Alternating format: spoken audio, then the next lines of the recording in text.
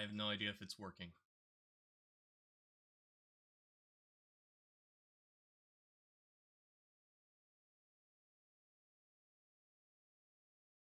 Hold on. Wait. I haven't switched over to us yet. Okay. Oh. Here we are. Can we panic? Yes, we can panic. Okay, don't panic. Don't panic. Don't panic. EA has I'm remembered that they own Star Wars: The Old Republic. What? What? EA remembered. I can't believe that. They are Oh my moving gosh. Star Wars: The Old Republic from BioWare. They're giving it to a different studio. Oh. Oh. They are moving it to a different studio. I forget the name of it. I've never heard of them before. So, well, all the Star Wars Old Republic people are kind of like, well, should we be panicking right now, or should we just? Is this still okay? Well, funnily enough, Valve remembered that they have Team Fortress 2. I saw that, yeah. Yeah, but TF2 got an update. An actual Star Wars update. is just getting moved somewhere else. Star Wars is getting moved to a lesser known studio. So we're kind of scared about what's going to happen. Oh, who knows? It might die a slow, insidious death. Well, it was already doing that, so. Now it's just going to do it slightly faster. Yeah, slightly not with a explosion, but with not with a bang, but with a whimper. But instead, it's not with a whimper, but with a slightly more excited whimper. Yeah, it's just. So anyway, I'm gonna be playing Star Wars during this because I need to get my weeklies done. He is actually playing Star Wars while we're doing this. It's like, I'm not joking. It's on. If you can check in Discord, Aaron. He's doing it. I believe that. Yeah, I see it right there. Playing Star Wars: The Old Republic. Very nice. Gotta get that grind in. Welcome, everybody. Sigma Mail grind set. Welcome, everybody, to Talk the Plank. We're back. Jordan is not. Jordan is celebrating his birthday with his brother who went up to visit him. So, yeah. It's just us losers. Yeah. Yeah. We've been trying to meet up the past few weeks, and one of us was always busy, so we just kind of said, 3 out of 4 ain't bad. 3 out of 4 is not bad. Yep. The issue is right now, the way we have it set up, one of those has to be me, because otherwise we can't do it, because I have the stream all set up. So no matter what, you guys are stuck with me. No matter what. Always. No matter what. Alternatively, I will always be here for you. I believe that. I will always be here for you, right next to your ear. Get out of my ear! You know I hate ASMR. Don't do that shit. I knew. That's why. But anyway, we've had a month or more. So, Aaron, how has been your month or more? Have you been playing a certain game a lot? No, not at all. I've been playing absolutely nothing, no game. Alrighty, I will go ahead and launch into first the games that I've been playing. Not too many, as one has been taking up the majority of my time, but I beat Tears of the Kingdom. Hey! I think I did that like literally day after we had met last time. Really good freaking game. I don't know how exactly it compares to the original, but I love the idea of building goofy stuff and getting tasks completed. It's kind of fun, and it surprised me how much fun I had with it. Pretty great all around. I think, very good game. Very, very good game. Next, I played a little bit of Diablo 4, which, from what I've been told, is now a raging dumpster fire, starting with Season 1 of Diablo 4. That is also what I've heard. Yeah, I have not played it since the season launched, so we will see how it goes. I heard it started off with problems. Like some people said it was great, other people said it kind of sucks, and now everyone says it sucks. I mean, I think the initial reviews were fairly positive, but Most of the initial reviews were, but I did see like Actman had a really good video saying like talking about his issues with the game. okay. Um. Anyway, played some Diablo 4. I had an absolute blast with it. So I played a little bit with my friend Tommy. That was a ton of fun. But beyond that, didn't do too much else. With that game, I need to return to it as soon as I'm done with my current game. Um. Anyway, next I played a little bit of Risk of Rain 2 with my girlfriend, who, by the way, yes, I did Oh, indeed get a girlfriend. Yes. So it's somebody. Her name's Brittany. I met her in a board game group my friend Tommy hosts. I'm actually going to it today, and I believe she will be there, so I'm excited. But yeah, I met her there, and basically the way the story goes is we were both into each other, but we were both missing each other's signals. Me most of all, missing her signals. Like she just kept like putting them out, and I was like, "Oh man, Brittany's such a great friend. I like her a lot." Um, and eventually, me, Tommy, and Brittany all went out to celebrate her birthday at the North Park Mall by trying out some perfumes and getting some Italy. And then afterwards, my friend Tommy calls me up and he's like, "Hey, what are you attracted to?" And I was like, "Oh, I'm attracted to women." And he's like, "Well, that's good because I think Brittany is really into you." And I said, "Oh, well, that's good news because I am really into her."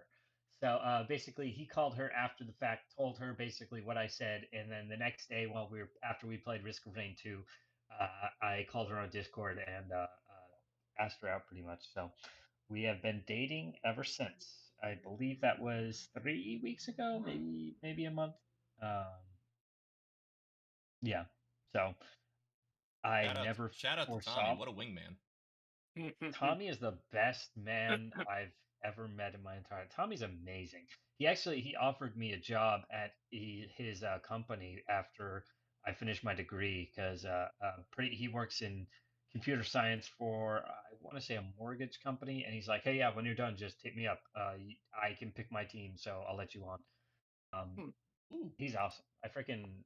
I love Tommy so much. He's a really really cool dude, and literally without him, me and Brittany would not be dating. So I have literally all of the thanks in the world to give him.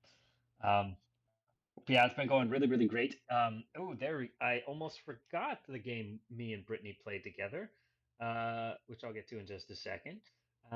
But pretty much we both gave each other some like, hey, if you were to choose any one game, any one movie, any one TV show that you say, Aaron, you have to watch, read, or you have to watch or play this. She gave me a couple different titles for movies and TV, but for games, she gave me 999. Uh, Yeah. yes. Yeah. So, so I went over to her house, stayed the night on Monday, and then on Tuesday, before we went out to go see the Barbie movie, I played through the beginning of 999. And man, that game is fun. That game is so much freaking fun. What the heck? I can't believe I hadn't played it before. Also, I played the Steam version, which has voice acting, and the Okay. voice acting is superb. Good. The voice Good. acting is really freaking Because good on I have PC. only played the original DS version. So Yep. and I know Yeah, the the voice Steam acting version. in Virtue's Last Reward is fantastic, and the voice acting in Zero Time Yep. to Limit is fine. So I wasn't Mm. sure how it would work out adding voice acting back into the game. Yeah, it's really freaking good. Those voice actors are just absolutely stellar at their jobs, especially the main character. The main character is so well voice acted. You really feel for him as the story unfolds. Um, yeah, overall, really, really good freaking game. I'm gonna meet up with her again on Sunday to play some more of it. But once I finish 999, then she's gonna start playing Undertale because yeah, we're trading off. So yeah, I'm excited for that as well. But 999 is awesome. Freaking love it. Now, onto the grand poobah, the the star of the show for this week's episode of Talk the Plank. Amen. Gentlemen, I am of course referring to Final Fantasy 16. Yes, you are. Holy crap, is this game awesome! This game is so much fun. Literally balancing all of the different ability cooldowns. Like a lot of people were really skeptical of the gameplay before the game released because it's not as like technically deep as something like, for example, Devil May Cry. Right. And so a lot of people were like, "Oh, I don't know about this combat," but and I kind of listened to that, and I'm like, "Ah, yeah, I guess I can see your point there," but it still looks good to me. So I played it, and yeah, literally juggling cooldowns and basically depleting stagger bars and basically planning your cooldowns around those stagger bars is actually a really fun like meta game that's going on there. And it is an absolute blast. It's probably my favorite part of the game, just balancing cooldowns. Story is freaking awesome. Um, uh, there's one point I want to spoil, but I won't because I know Mitchell, you will probably get to this at some point. But Yeah, I I'll love get to Final Fantasy 16 eventually. Like 10 years down the eventually. line or Yeah, something. eventually. You know I me. love the main antagonist though. He is a very very good antagonist, and I love his motivation, and ultimately why. Say something else, but I forgot. Anyway, really like Final Fantasy 16. I am right at the very end of the game. Um, I would have finished it a lot sooner, but I have been going on a billion dates with Brittany, so we've just kind of been chilling. So I haven't had too much opportunity to play the game. However, I am right at the end, and as soon as you get close to the end, they drop literally 50 side quests in your lap. Like literally, you're just Mhm. like chilling, and you're like, oh yeah, here's 50 side quests for you to do. And of course, completionist that I am, I have to do all of the side quests. Hey, don't So, worry. I of From course everything I've heard, the last batch of side quests is the best.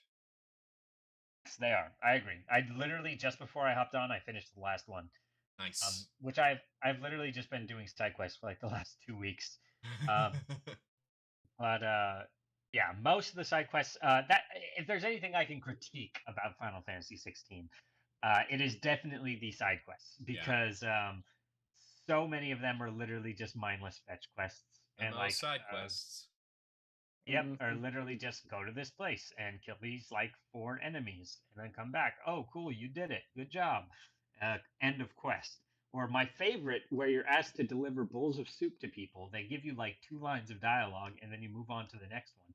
You deliver 3 bowls of soup and then the side quest is finished. I did that and I was like, why did I just deliver soup to these people?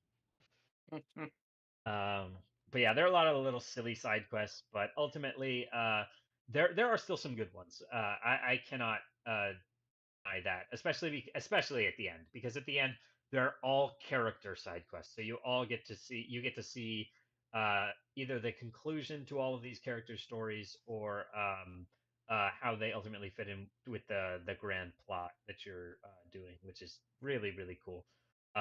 But all in all, FF16 really good game. It's hard to say which I like better, which I like better, FF7 remake or this. Honestly, I'd say they're about tied. I'll see how FF16 sticks the landing, and if it manages to, it may become my favorite of the two. Yeah. I think my Um, favorite side quest was the one where you go out to those 2 guards and they're we're gonna beat you out of it. You want to challenge us and everything, and then you start the yes. fight and you just juggle them and just they don't even land a hit and they're spouting their lines. Oh, you got a good hit on me while they're just being flung in the air by your burning Yes. sword, and then after Yes. that like oh man, he got me. All right, I'll go after him. And then the same thing happens. you can even Yeah, just the exact same spam. thing happens. You spam your supers on him, all whatever you want to do. It's Turns out when hilarious. you can literally summon a tornado, it's a little hard to Oh get hit. yeah, the tornado, dude. All right. Oh, go ahead. Go ahead. I use that tornado for a bit, and for single enemies, it's not that good. But when there's a group of enemies, I use that, and then I used the third icon's basic ability, and it just shredded them. Hey, nice.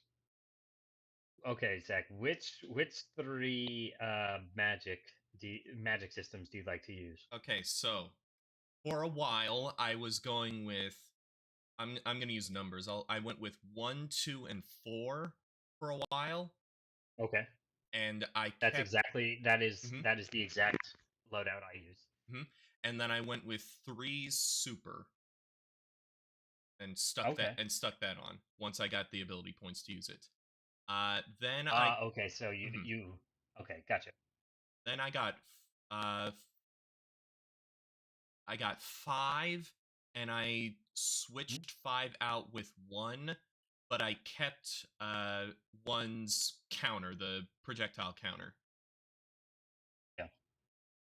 So I could keep that. And then I got 6 and 7, and 6 and 7 are broken. That's So so. so I'm using 5, 6, and 7. They're Hmm. absolutely completely busted. Ah. Most of I don't know. my I wasn't crazy about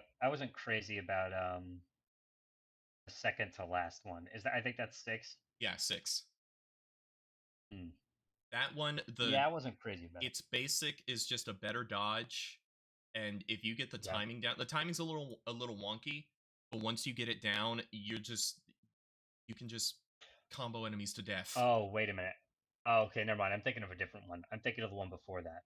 The 5 is the one that where you just stand in place for a while and then you charge up the big super. Yeah. Hmm. Yeah. That one I basically what I do is I build up 7 super. I build that up. Well, even these days, now I just build it up just a little bit, just to get a little bit of the bar. Then I take down the stagger meter using 6 because it's just generally the best. And then Hmm. right at the very end, I leave a little sliver of stagger. Then I switch over to 5, build up that super, launch it, switch back over to 7, get the sword ready, stagger them. Then I throw out lightning rod, the one of number three's abilities that puts a little lightning Keep thing zapping, there, yeah. and every time you hit it, it does another hit of lightning. And I Yeah. use 7's big flashy attack, and that charges up 7's super meter, and also does a ton of damage with lightning rod and builds up to 1.5 stagger. Then I unleash that super, then I switch over, use 6's super, then I switch over, I use 3 super, and I use 5 super. And Mm, that leaves them with just a little bit of health. nice. It's so much fun, but I feel Yeah, like I'm I think breaking the game. yeah, I stick with 124, and I think the most stagger damage I've done in one run is like 150k. I'm 'Cause regularly I just pop all the supers at once Mhm. and then switch to Yeah. icon mode and pop my other abilities. Oh yeah, Um, I haven't even done my limit break on a super build up for a while. I need to try that because I'm regularly getting like 170k damage oh my goodness, wow, without that. dang, that's pretty darn good. So yeah, I'll need to try that out again. Um, Yeah, that there is I do have a couple more issues with the game. Like side quests, most of them are just MMO side quests. It was made by the FF14 team, so yeah. yeah, Uh, story for the I love the story and I love the lore and everything.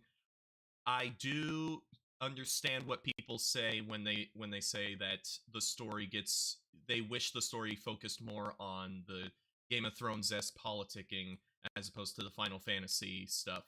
I get it, and I yeah. do feel that a little bit. Like the last icon fight that I did was not as big of a moment as the one at Twinside. Are you talking about the one where literally like you don't even actually have the fight? You just like switch very briefly to icon mode in like button mash? Yeah, yeah. Okay. the one where you're okay. You're the fight in I'll just do country names. The fight in Waloed is not as cool as the fight Yep. in uh the Crystalline Dominion. Not at all. Not even close. Yeah. That's so Because far you is the literally highlight for me. you don't even do a fight. Like I said, you literally just like you switch into Bahamut, and then you or not Bahamut. Reet. What's his name? Freet. You button mash for like one of them, and then And then that's it, yeah. I think that's literally it. Mhm. Yeah, pretty much it. Yeah. The fight itself was still cool, but Oh, yeah. but not as cool as the other one. Yeah. And the other issue I have is that I don't have this as much. I've been hearing a lot of Pat talking about it on Castle Super Beast, and I don't have it as much of a problem with it as him. The game is a bit too easy at times. Oh yeah, no question. No And, question. Yeah. And like, and Well, I mean, I think. go ahead. I was just gonna say, I think a big part of that might be if you're doing all of the side quests, you will utterly decimate everything in your path. I am literally I just completed the hardest Notorious Mark thus far, and I was like 8 levels above it whenever I fought it. So I think it's literally just a matter of if you are like a completionist and want to do everything, you will very much outstrip um, the enemies in the game. I think they designed it around basically players who would never do any side quests or notorious marks or anything like that. So it's just much easier. It feels much easier in that regard. It's that, and also they designed it as this is going to be a lot of people's first action game because they are Final Fantasy fans. So I think that's part of it. And speaking of those notorious marks, I fought the absolute hardest one, the one that is max level 50, and I fought him like 12 levels below, and it took me a good bit, but it was still less than 10 tries. And I think back to the big super boss in Kingdom Hearts 2 or the big super boss in Kingdom Hearts 3 where I fought those at max level, and those took me days to beat. Yeah, Lingering Will's already terrifying me. I haven't played Kingdom Hearts 3 in a while, but I'm still on critical mode, and I'm just terrified of the data fights when I finally get to them. Honestly, I did the data fights after Lingering Will, and some of those fights are worse than Lingering Will, but only because they're kind of bullcrap. I know. Some of those fights are just stupid. Demyx and Vexen are terrible. I'm terrified. They are very doable though. But yeah, with FF16, it's nothing is anywhere near that. I feel like Kingdom Hearts 2 has been out long enough that there's boss guides for critical mode. Oh yeah. There's a whole there's a video I'll send to you when you get to the data org where this guy goes through the entire the entire data org with strategies for all of them. But that's exactly what I need. Okay, I'm a little less worried. Yeah. Okay, yeah. Yeah, I've done the level 50. I forgot that boss was even level 50 because there are like 10 notorious marks after it. Yeah. That you fight. And it for some reason that one is level 50 and all of the others are just lower. I know. It's weird. Yeah, but yeah, no, I absolutely obliterated that boss. I think I may have used one healing potion at most. Like I found another S rank one, and I beat him without even using a single potion. And then I stumbled onto another S rank one and beat him first try. They're not really posing much of a challenge. Nothing's really posing much of a challenge. And I can definitely see how people accidentally skip the final phase of the final boss because you can just out damage anything. Yeah. So like I remember they were talking to Gene Park, who's a guy over at Washington Post who comes on to Castle Super Beast sometimes, and he writes on games a lot. he said that he thought when he played Final Fantasy difficulty, the hard mode that unlocks after you beat the game, he thought that the enemies got new moves, but it turns out he was just not damaging them enough to where they could actually use moves that he didn't see before. So, yeah. Other than that, even then, the game is really great. Game's fantastic. I do like that the most broken icons are the ones you get at the end of the game. Because if I had gotten those early on, man, I don't know. Oh, also, have you done any of the I forget what they're called. The optional challenge trials. Yeah. Yeah, the trials. I have not done any of the trials. Okay, I've done all of them at this point. When I had learned what they were outside of the game because the game doesn't really tell you about them. And I did Phoenix's. I did the first one, which is it's not really spoiler. Phoenix is the first thing you get. I did Phoenix's, and that was really hard. That other than the level 50 boss, I honestly maybe even more than him. That was the hardest thing in the game because that was the hardest thing I'd fought up to that point. Because it was you go in and you get they give you a set of abilities from one icon and only that icon, and then they give you a time limit and a couple things you can do to up the amount of time you get. And being restricted like that was really challenging, and I had to get really creative with how to do it, with how to beat it. And then all of the others, except for number 3's, I did in one try, and then number 3 I did in 2. And number 7 it took me a while, but that's because his mechanics are so weird that I still was figuring them out, and I didn't just spam his super, because if you just do that, you win. But yeah, other than that, great game. Love it. Yes, I've been enjoying my time with it, and I will finish it at some point in the near future. Also got me in the mood for FF14. Oh yeah, there you go. Man, jump back in. It is just an action game version of FF14. Those side quests that have a plus on them, they give you new gameplay stuff. You need to do that, just like in FF14. Yep.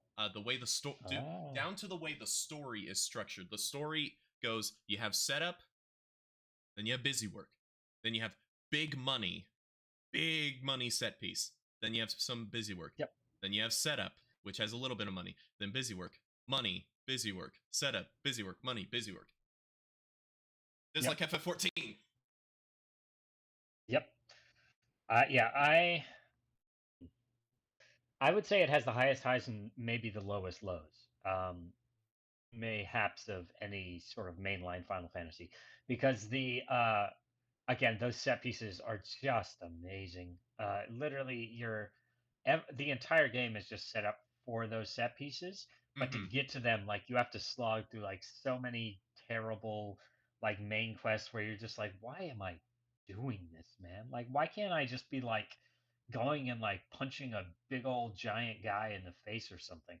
Like, what? Why am I doing this? This is silly. I don't need to go on this quest to build this boat or whatever. Why am I doing this? I have to do five side quests. These aren't mainline quests. These are side quests that are in between me and fighting Odin. I just want to go fight Odin. Exactly. I'm like, God dang. Right. Besides the side quests and some of the more disappointing mainline quests, great game. I've really, really, really enjoyed it. Can't wait to beat it. Which, by the way, I don't think I am about to do the final quest because I know there's still one Notorious Mark I haven't done. Though I'm not sure exactly how to get the final one. Oh yeah, I need to do all those because I want to get that ultimate weapon. Yeah. Final. I'm gonna look this up really quickly because. Oh, is it one of those that has just a big old question mark for its location? No, I mean it does, but no, I literally have not unlocked it yet. Oh. Yeah, but like, apparently it's I can Ah, well, I can't find it, but it's fine. Um, oh, there it is. Bu- bu- bu- bu- After completing the under new management, do side quests. Okay. Okay. Anyway, sorry, I'm getting distracted. Yes, FF16, good game, very good game. Like it a lot. Next, I played a couple online games with friends and family. I played some Rainbow Six Siege. We have been trying to crawl our way out of. It's so funny. Every game we play, we're supposed to get the same RP, which is the points towards the next rank. But every single time, my cousin Logan gets like 10 less RP than me. Like, I have no idea how on earth it's happening because you're supposed to get the same amount of RP for each win. But no, every single time he gets considerably less than me. So I'm actually like 5 or 6 ranks ahead of him because of this. And I'm just like, why? This doesn't make any sense. But yeah. Um, R6 Siege is a ton of fun though. I'm sure once I get to a little bit of a higher rank, if I do, I will get absolutely grounded to dust because there are people who just know everything about this game. They know the best places on the map. They know the best places to set up their equipment. They know the best operator to choose. Everything else, and they will literally just beat me out on game knowledge alone. Either that, or they'll scream at you because you're not doing exactly Oh what yeah. Yeah, Oh, that's thank true God. for No, I'm in a virtually any party with. PvP. Hmm? Yeah, I'm always in a party PvE. with Logan specifically to avoid something like that. But yeah, R6 Siege is fun. I also played some Valorant online with my cousin. Or sorry, not with my cousin, with my friend Tommy. I played a little bit with Brittany, and then some with Tommy's friends. That was a ton of fun. Um, uh, so yeah, I had a great time with that. Um, Next, I have been playing a ton of Blood on the Clock Tower. I don't remember if I've mentioned this before. I have heard you mention it, but I don't know if it was here or in writing group. In the Yeah, writing I group, yeah. think I heard. I think you talked a little bit about Murder on the Clock Tower last time. It's kind of Yeah, like a it mafia-esque game. yes, it's a All right. mafia game where everybody gets their own role, their own unique role. I meet up with Tommy, Brittany, and like 15 other people every Friday, and we pretty much just sit together and play Blood on the Clock Tower, and it is so much fun. So pretty much, yeah. Um, Blood on the Clock Tower. That's kind of the last game I've been playing. The What I've been watching.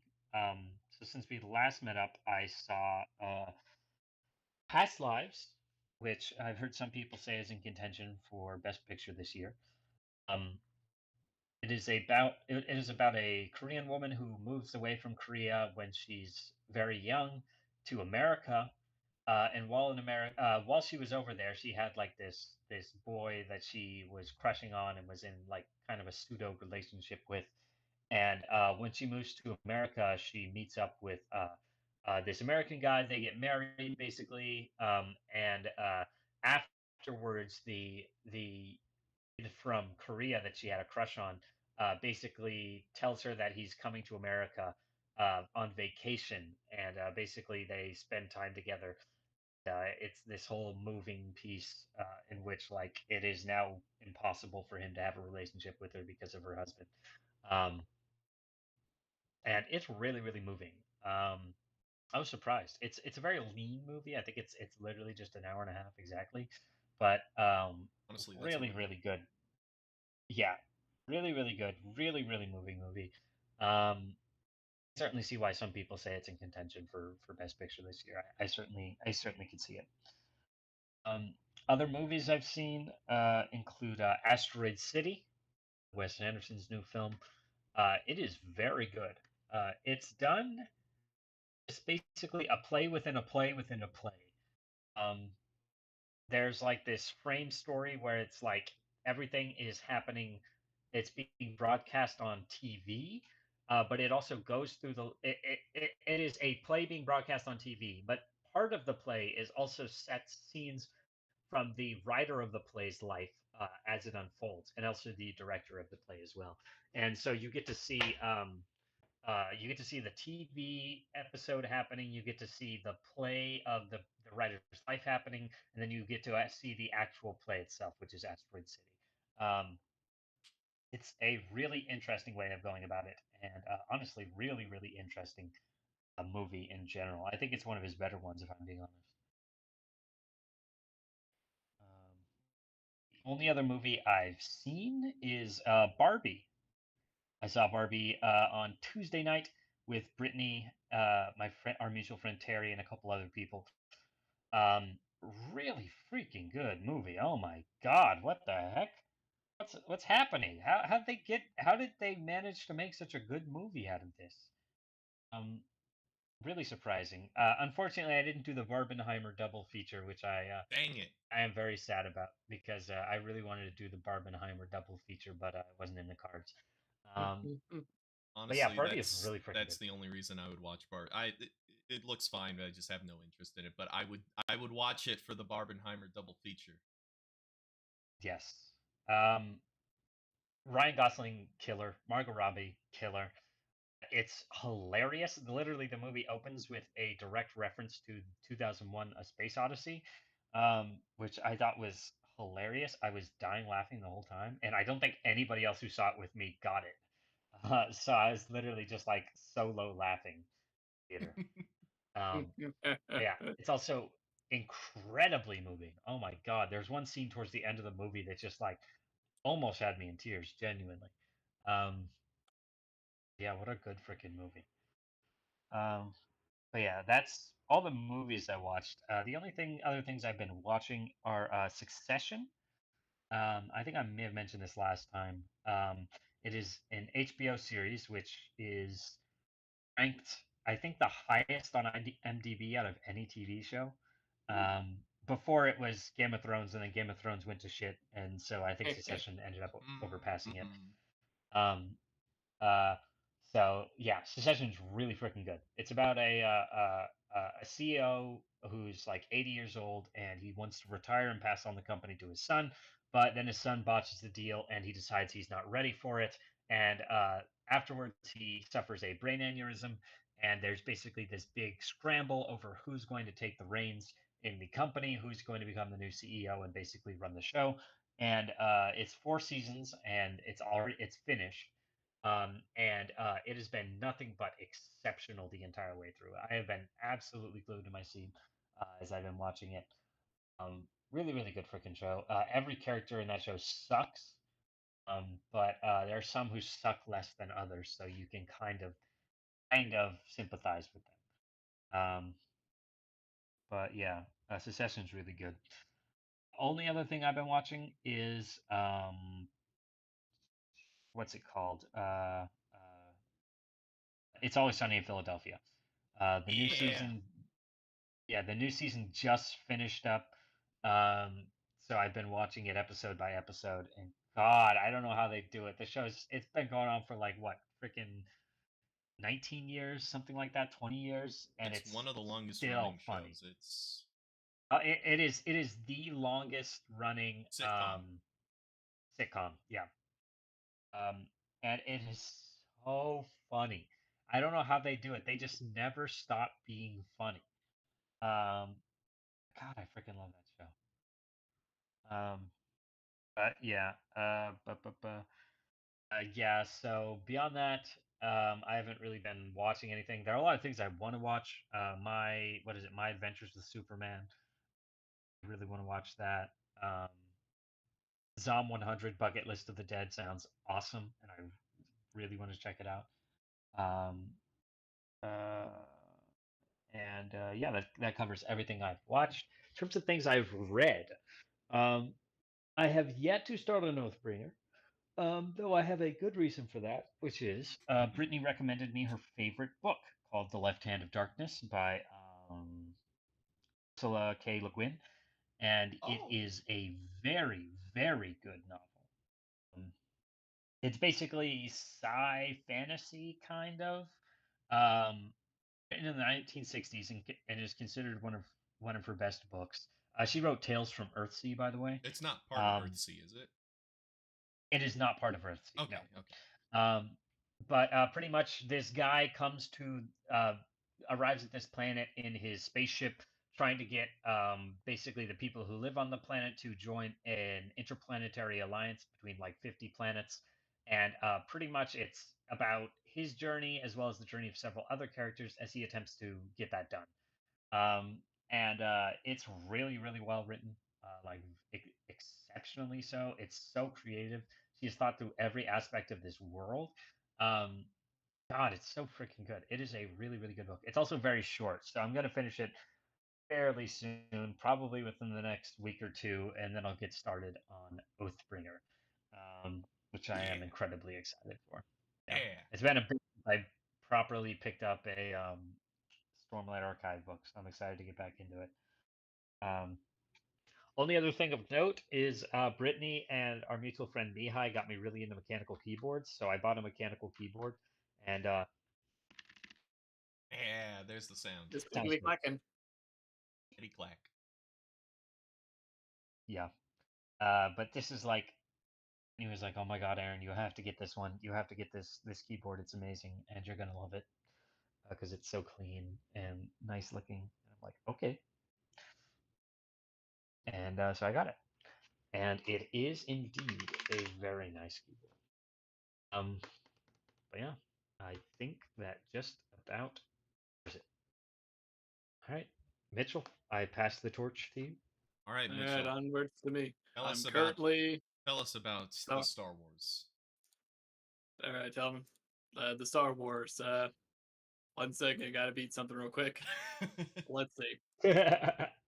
Well, Got me at a bad time, but anyway, let me pull up my notes real quick while I try and beat this thing with one hand. while he does that, I mean, I finished Nier Automata. That's what I did. Hey, Kind of. I beat one of the last Kind two of. routes. I need to do the last route. Oh, okay. that's the best part of the game. Because I did like the first half where I picked one of the characters at the end. I just need to go Mhm. back and pick the other character. Gotcha. But before I do that, I want to finish up doing all the side quests because I'm me and I'm dumb.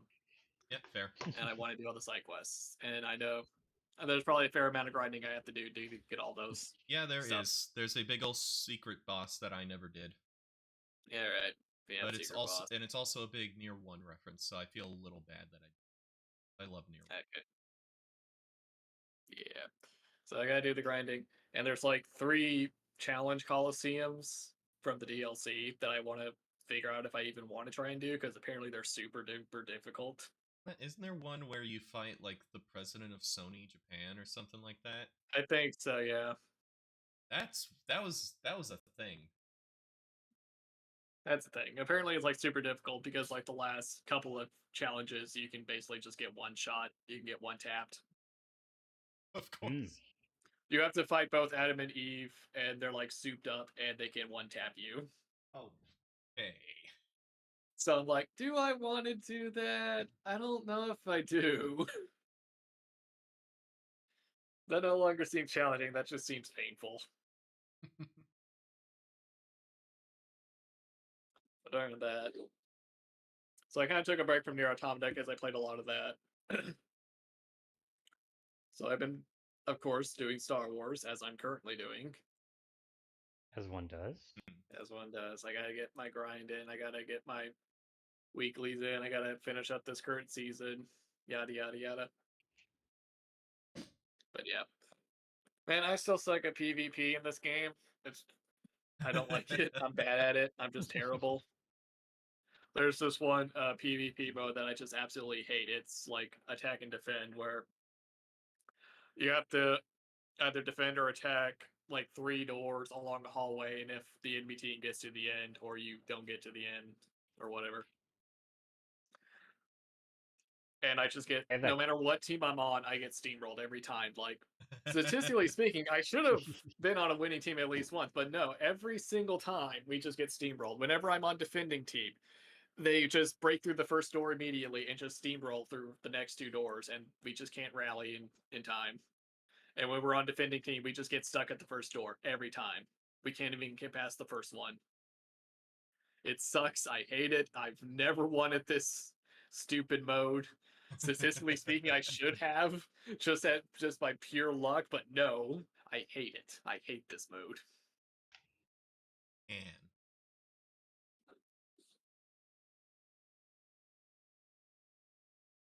But yeah, other than that, I've been pretty busy the past few weeks with work and whatnot. Because a couple of weeks ago, spent the weekend visiting family and everything, and traveling.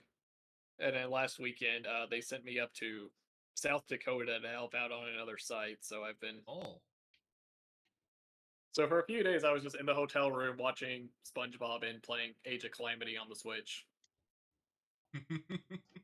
So I played a little bit of Age of Calamity. That's certainly a game. that is a game.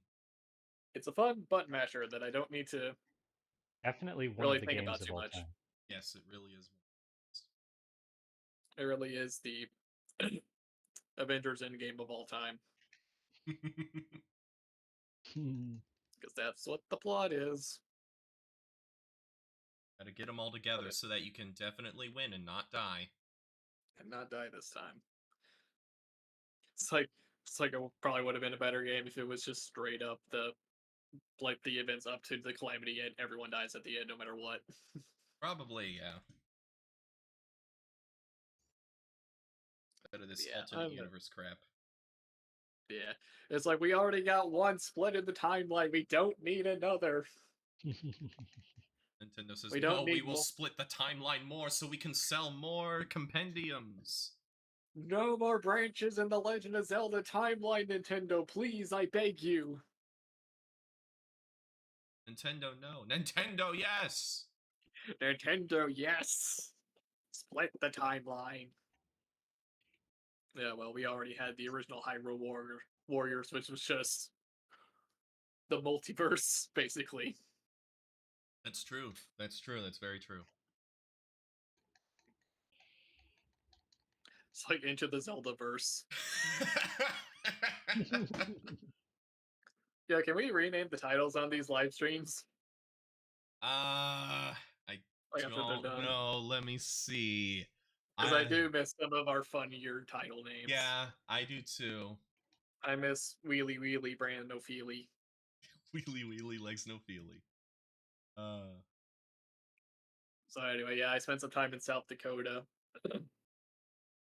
Watching SpongeBob and playing Age of Calamity and eating prime rib because I got a meal stipend. I'm using the meal stipend. Yes.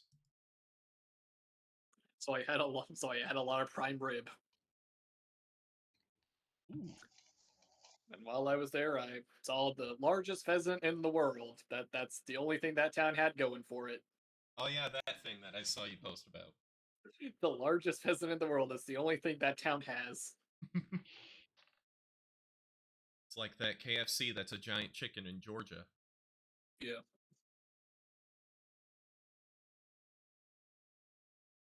That's the kind of thing you only see in America.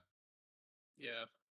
Like those weird little roadside things of just yeah, large like plaster statues. Like because everywhere else has a lot of history that's been preserved for so long that it's everything else has just been around so much longer that they just naturally have history attached to things, and we don't. You go to Britain and it's like, oh, there's a castle over there. There's Stonehenge over there.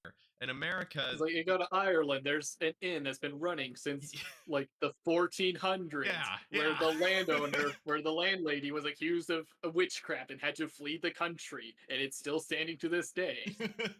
Yeah, you can stuff we ain't got that here. We don't have that because the nation of America has only been around for a couple hundred years, and everything like before that was the indigenous Americans didn't really keep a lot of recorded history. So sometimes you'll get, hey, there's a native village over there you can go look at. Yeah. But most of the time, no. So a lot of times we just kind of have some Flintstone heads. That's about it. Yep. If you want that, if you Like want the some big Flint monuments, you got pyramids. to go to Central America. Yeah, all the temples are in Central South America. Yeah, because the people up here were smart and were like, Like- I'm not building in this plain. You know how Yep, hot it just is out very here? nomadic. You know how hot it is out here? At least when I'm on the move, I get a little bit of a breeze. Basically. We're not hauling rocks anywhere. yeah. Just make a little tent that we can tear down and move. We're done. And So yeah, we just don't have much. We have large, weird statues and just large things. the world's largest rubber band ball. Yep.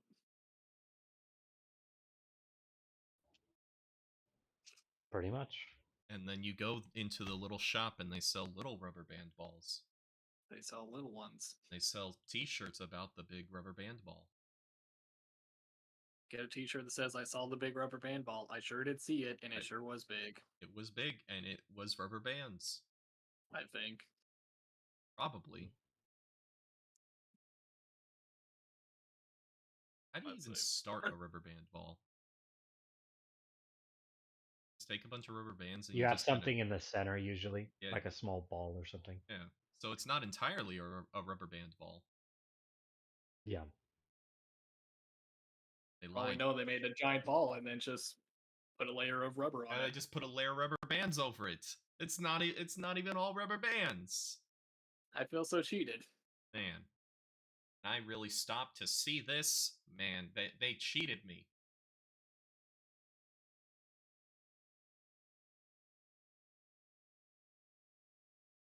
I don't think what else I did. This is sufficiently And- silence. Yeah, I know. I'm sorry. I'm trying to figure out where I'm at. Yes. Star Wars. Oh, on the way back from South Dakota, I stopped at like a little roadside stand and got fresh peaches. Ooh. They're Mm. very good peaches. I encountered some problems though. I bought too many peaches, Hmm. so I had to figure out what to do with all these peaches. So I made peach cobbler. Hey. Nice. Yeah. Another problem though, I made too much peach cobbler. So I had to text all my coworkers and be like, "So, does anyone want some free peach cobbler? I have Please plenty. take some. Please take it. I have so much. Please take some cobbler." So yeah, I'm officially that one weird coworker that hands out free cobbler to people. That's how you'll be known from now on. But let's see. On to my Final Fantasy 16, Cyberpunk 2077. Yeah. I've been playing a lot of Cyberpunk 2077 because I wanted to get a playthrough in before the expansion drops because I'm betting that it's going to break the game all over again. Oh yeah. Did you play with the new additions? Like How they changed everything basically, how the game works. no, that's all going to be in the expansion, I think. Oh yeah. Yeah, I'll the probably expansion is return to it once. Go ahead. Yeah, the expansion I think is going to like change up the skill trees and stuff and add some new gameplay stuff. Change how melee works Yeah. is what I've heard. Yep. So I wanted to get a playthrough in before that dropped because it's probably going to break the game and it's going to be unplayable for another 6 months or so or whatever. So I Yeah, decided I'm gonna return to it and do another playthrough once they release that. I Yeah. see how it plays with all the gameplay changes. Yeah, just don't pre-order it. Just wait till it gets fixed first, Yes, of course. because they're gonna have to fix it, and then they're gonna have to put it on sale to apologize for it breaking everything. Yep. So that's my plan.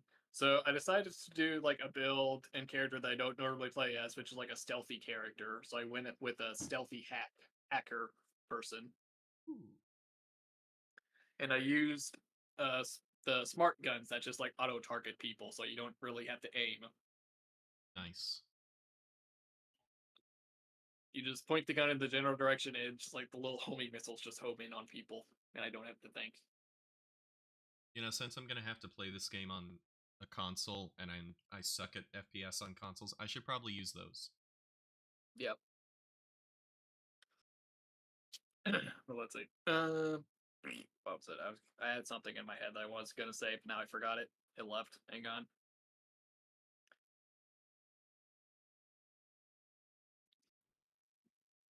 Nope, it's gone. It's gone for good, apparently. So anyway, oh well.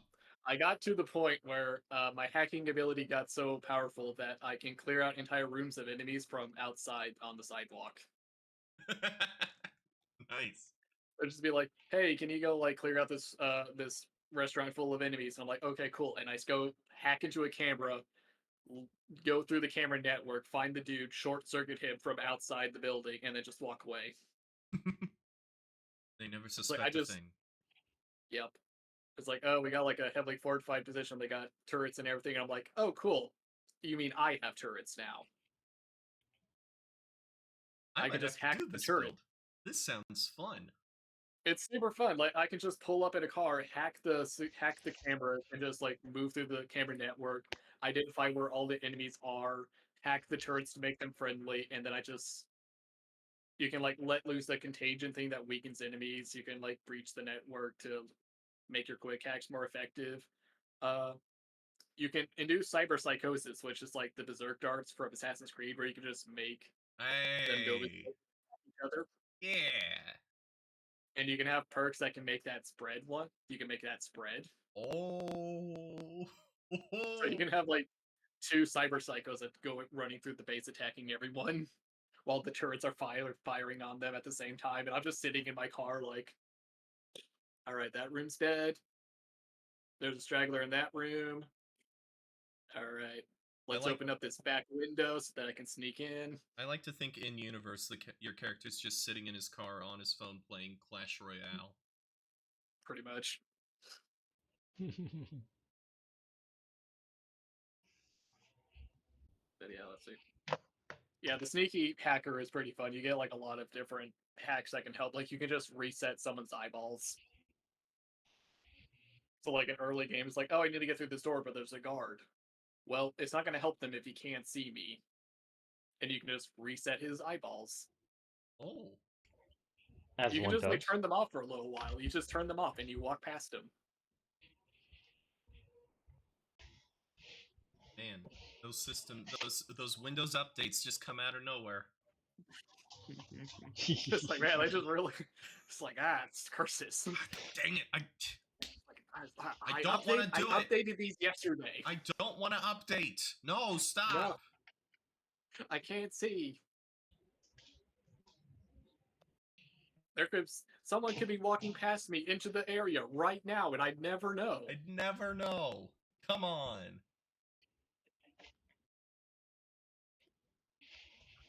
But yeah. So because I'm already planning on doing another playthrough after the expansion, I purposely kind of chose the bad ending. And man, I sure am sad now. Oh. Also, you beat it. You beat the game. I did beat it. I got through it. I beat the game. And yeah, the very bad ending is very sad.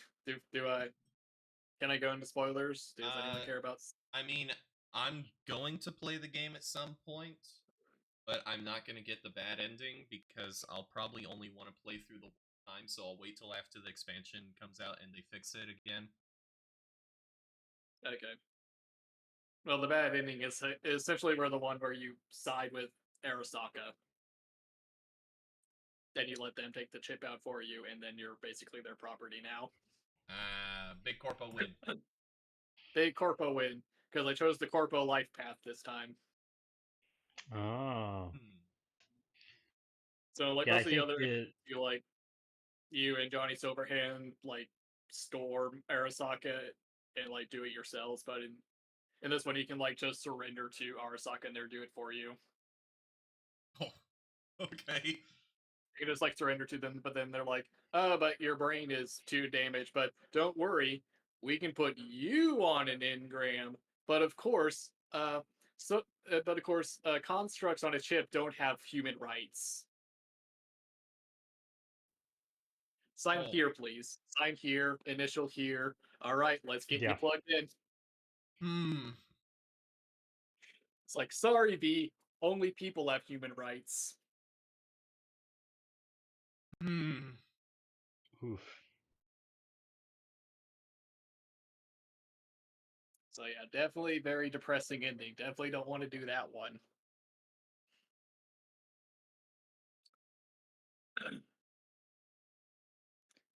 That. What have I done? Haven't read anything. I haven't had time. I feel like there's more that I did, but I just forgot to put in my notes, so I guess I'm done here. Alrighty. All right. Do we want to talk about more Final Fantasy 16? I mean, I think I said pretty much most of what I wanted to say. Anything else? Soundtrack's great. Yep. Soundtrack's fantastic. Soundtrack is great. I haven't stopped listening to the freaking Phoenix versus Ifrit theme from the beginning of the game. Oh, It's so good. that it is. Hey, now I remembered what I wanted to say. Oh. Now it finally popped back in. What is it? Look, if I'm gonna recommend Cyberpunk to people, I would call it like a Cyberpunk skinned Far Cry game. Yeah. Like, don't get your hopes too high. Don't set your standards too high. It's a fun game, but it's very Far Cry-ish. Don't expect some kind of revolutionary new thing. Dang it. That actually makes me less excited to play it because I'm hoping for something more like Witcher 3, but oh no. Like some of that, don't get me wrong, there are a lot of good side quests that are really fun or like really interesting, but the gameplay is very Far Cry-ish. Okay. That's okay. Yeah. That's okay. There's a lot of like very basic gigs that are just like go here, do the thing, get out, easy money, but then there's a lot more. There's a lot of gigs I didn't do that are kind of more like the Witcher 3 side quests, which have like a little mini story around them. I mean, the side quests are some of the best parts of Witcher 3. Yeah. So there are amazing side quests in Cyberpunk. Good. Yeah, like pretty much all the character side quests are almost always amazing. Okay. Yeah, I haven't done too much of those because I wanted to save those for when I actually want to, for like a different playthrough.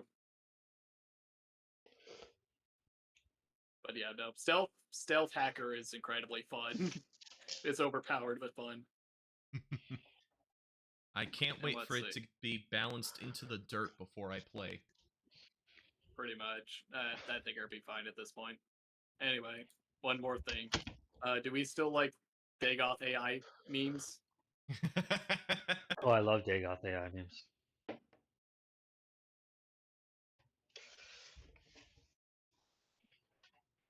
Around Black.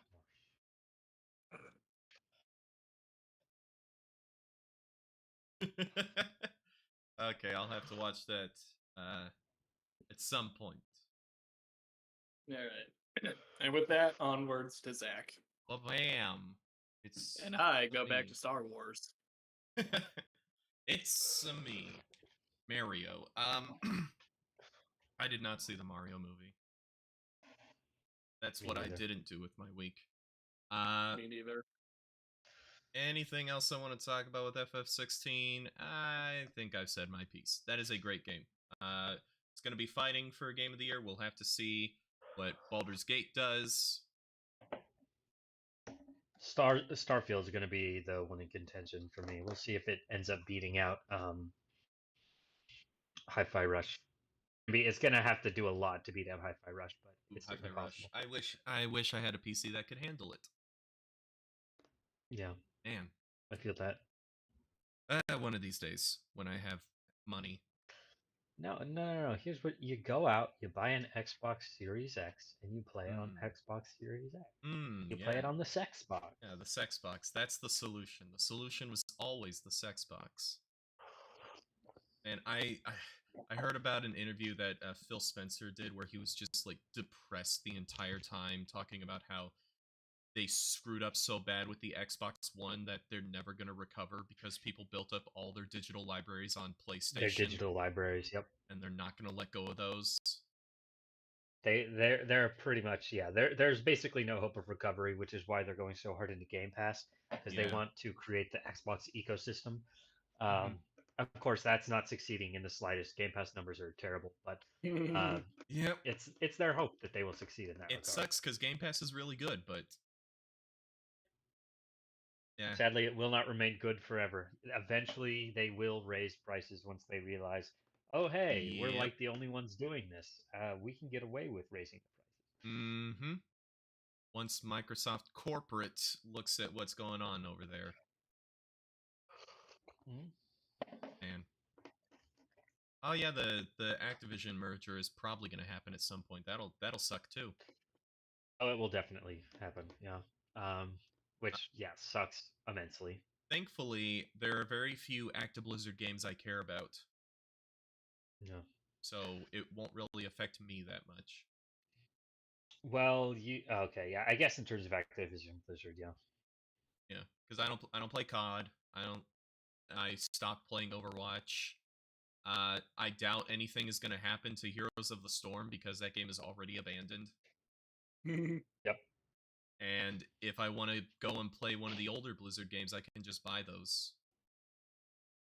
Yeah. They're not gonna like. I have a PC. I would want to play those on PC anyway. Like if I eventually want to play Diablo 2, but I can just buy that on PC. So, let me think. I did actually play a game besides FF16. Number one, I popped in Kingdom Hearts 2 because I just got a very strong urge to beat Lingering Will again, and so I did. And that boss is still amazing, and I know it better than I do the secret boss in Kingdom Hearts 3, which is why I go for Lingering Will over that one, even though that one is my favorite boss. It's just I know this fight better and I know I can do it. And getting it done pretty fast is very satisfying. One of these days I'm gonna beat it on level 1. Speaking of which, speaking of Disney, I did go to Disney World. I forgot to mention that. Oh yeah, Disney World. Disney We went World for like 5 days. Yeah, that was so much fun. It's always fun to be able to get out and experience the Disney experience. Sadly, we were doing one of the closing shows for, I believe it was Magic Kingdom, and it started just torrential raining. Oh We were no. doing it, and so the show got canceled like halfway through, and we had to leave. Dang it. I was the only one out of my family too who brought a poncho, so Oh. everybody else was getting soaked to the bone the whole time. And I was just vibing. I had not a drop of water on me. Yeah. Are the crowds as low as people have been saying? Oh no, no shot. You can still get to the front pretty quickly on some of the older rides, but on the newer rides, yeah, you're going to be waiting in line for like 2.5 hours. Okay, maybe I expect like the lines will always be long, especially because the new fast pass system is convoluted as crap. But I've as heard, I'm sure we've both learned from that wonderful Ugh. YouTube video. Oh boy, yeah. But I've heard the crowds themselves, compared to what they used to be, have considerably lowered. Yeah, I guess I could see that. Like I said, for pretty much all the older rides, like Tower of Terror, for example, we waited in line because we used the Genie Plus system where we got to use the Lightning Pass and get to the front of several rides. But for the few that we did stand in line for, it was never very long. Like Tower of Terror was, I think, 15 to 20 minutes. Oh, and what? Yeah, and yeah. Literally, the front the wait time posted outside was like 80 minutes. We hopped in line, got in like 15 minutes, and rode the ride, and that was it. Oh my gosh. Yeah, that's low. Wow. That's very low for Disney. That's low for Disney, and especially because Hollywood Studios doesn't really have that many rides. So the fact that one of the most famous rides has that low of a wait, oh my gosh. Yeah, it was pretty crazy. But I mean, like I said, all of the new stuff like Rise of the Resistance, definitely the new Guardians of the Galaxy ride, which is awesome, by the way. The new Tron ride, no shot. You are literally going to be waiting in that line half the day. Tron is probably my favorite ride, by the way. Tron is freaking awesome. Yeah. Surprisingly for the older rides, yeah, you're really not going to get much of a line. On the Tron ride, were you on a light cycle? Yes, you are on a light cycle, and it's definitely their fastest ride. They blast you off at the beginning, and you just freaking zoom through that thing.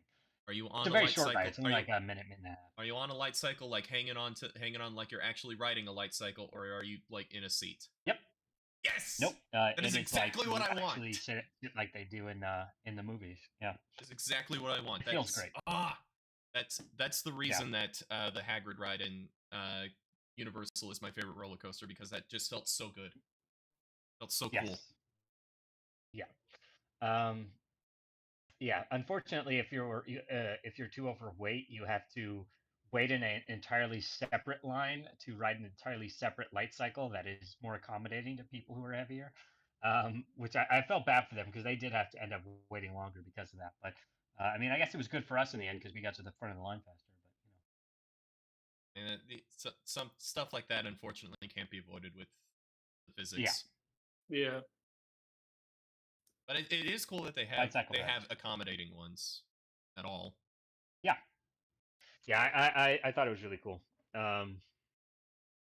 So Tron was freaking awesome. Guardians of the Galaxy, it has a really cool thing where you get blasted off at the beginning really quickly, and then the car you're in spins while you're on the ride. Oh. Yeah, so like it literally like spins back and forth, and it's so much fun. But yeah, literally we what do you say? When you say it spins, do you mean like, do you remember the Tony Hawk ride at Six Flags?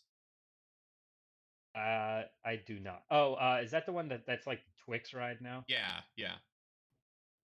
Yes. Does yes, it spin? I don't even think it's like the Twix ride anymore. I think they changed it again. Of course. Oh, did they change it? I think they changed it again. It's not the Twix anymore, I think. It's been a few years, so. But does it? Are you saying it spins like that? Yeah, it twists to like the right pretty far, and then it twists to the left pretty far, and it does that like back and forth. Okay. Yeah. So it doesn't go fully like 360 all the way around, but it's still really fun. And they have Terry Crews as a like video on there, like telling you to buckle in and get your seatbelts on and etc. For some reason, that was a cool ride. That and the Ratatouille ride were really cool too. Is he telling you what now? See, for some reason, he's telling you to put on Old Spice. Yes, for some reason. Broken containment. Really weird, honestly. Like, I don't think any of the Guardians characters know what Old Spice is, but whatever.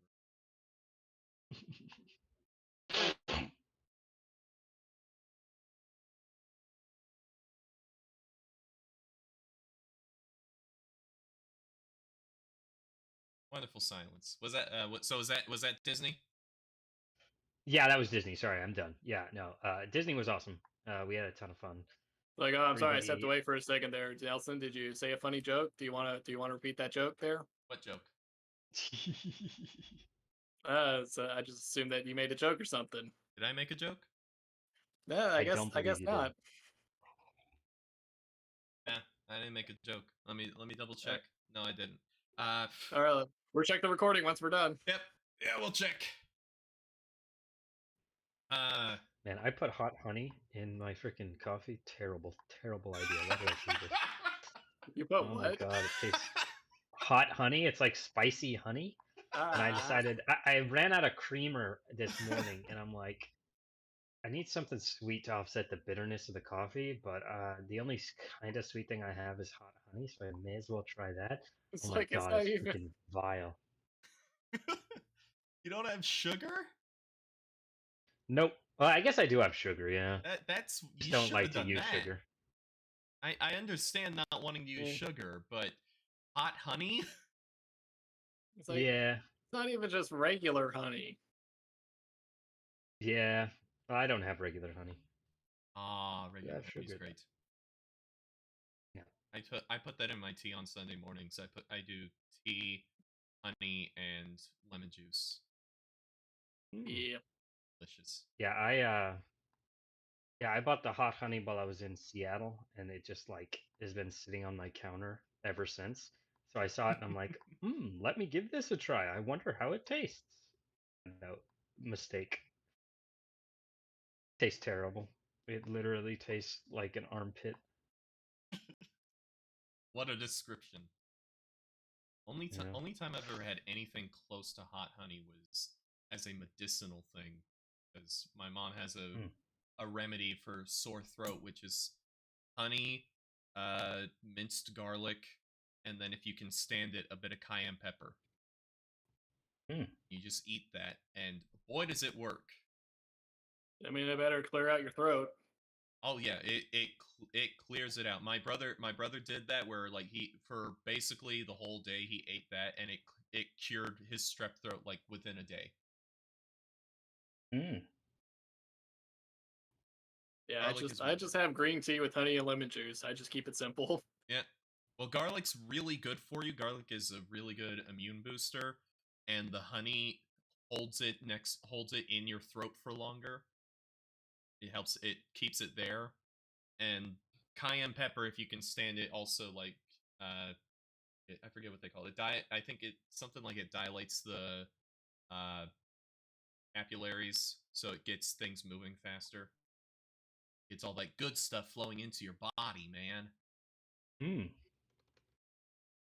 I think I'm gonna stick with the green tea with lemon and honey. It tastes better. It does taste better. My brother almost threw up when he was doing that. God damn. Oh, that's freaking vile. Quit drinking it then. No, I need my coffee fix, and I don't want to waste a Keurig pod. I already used a Keurig pod. I gotta finish it. Oh, like I can't help you with that. Yeah, you brought this upon yourself. I did. I absolutely did.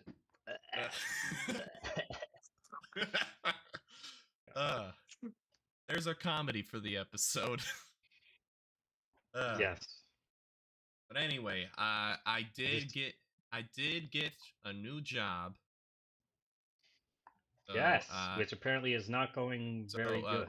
Before I talk about that, I'll finish up what I played. The only other game I played was a game called Moonbreaker. Oh, Moonbreaker! Yeah, I've heard of Moonbreaker. The game that is currently in early access, but it plays basically like a full release game. It's like $40, I think. And I saw it because of Bricky's channel. Bricky's great YouTuber, really like him, and he was already selling me on the game, and then he mentioned that the lore was written by Brandon Sanderson. Brandon Sanderson, yep. And I said, oh, I gotta check this out. So I played a bit of Moonbreaker, and it's basically it's kind of like what Hearthstone is to TCGs, except it's not scummy like Hearthstone.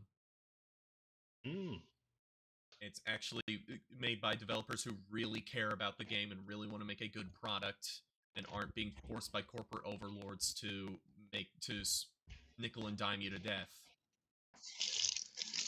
So it's like a tabletop game like Warhammer or whatever, and you can actually go in and paint all the figures and everything if you want to do that, or you can just play the game.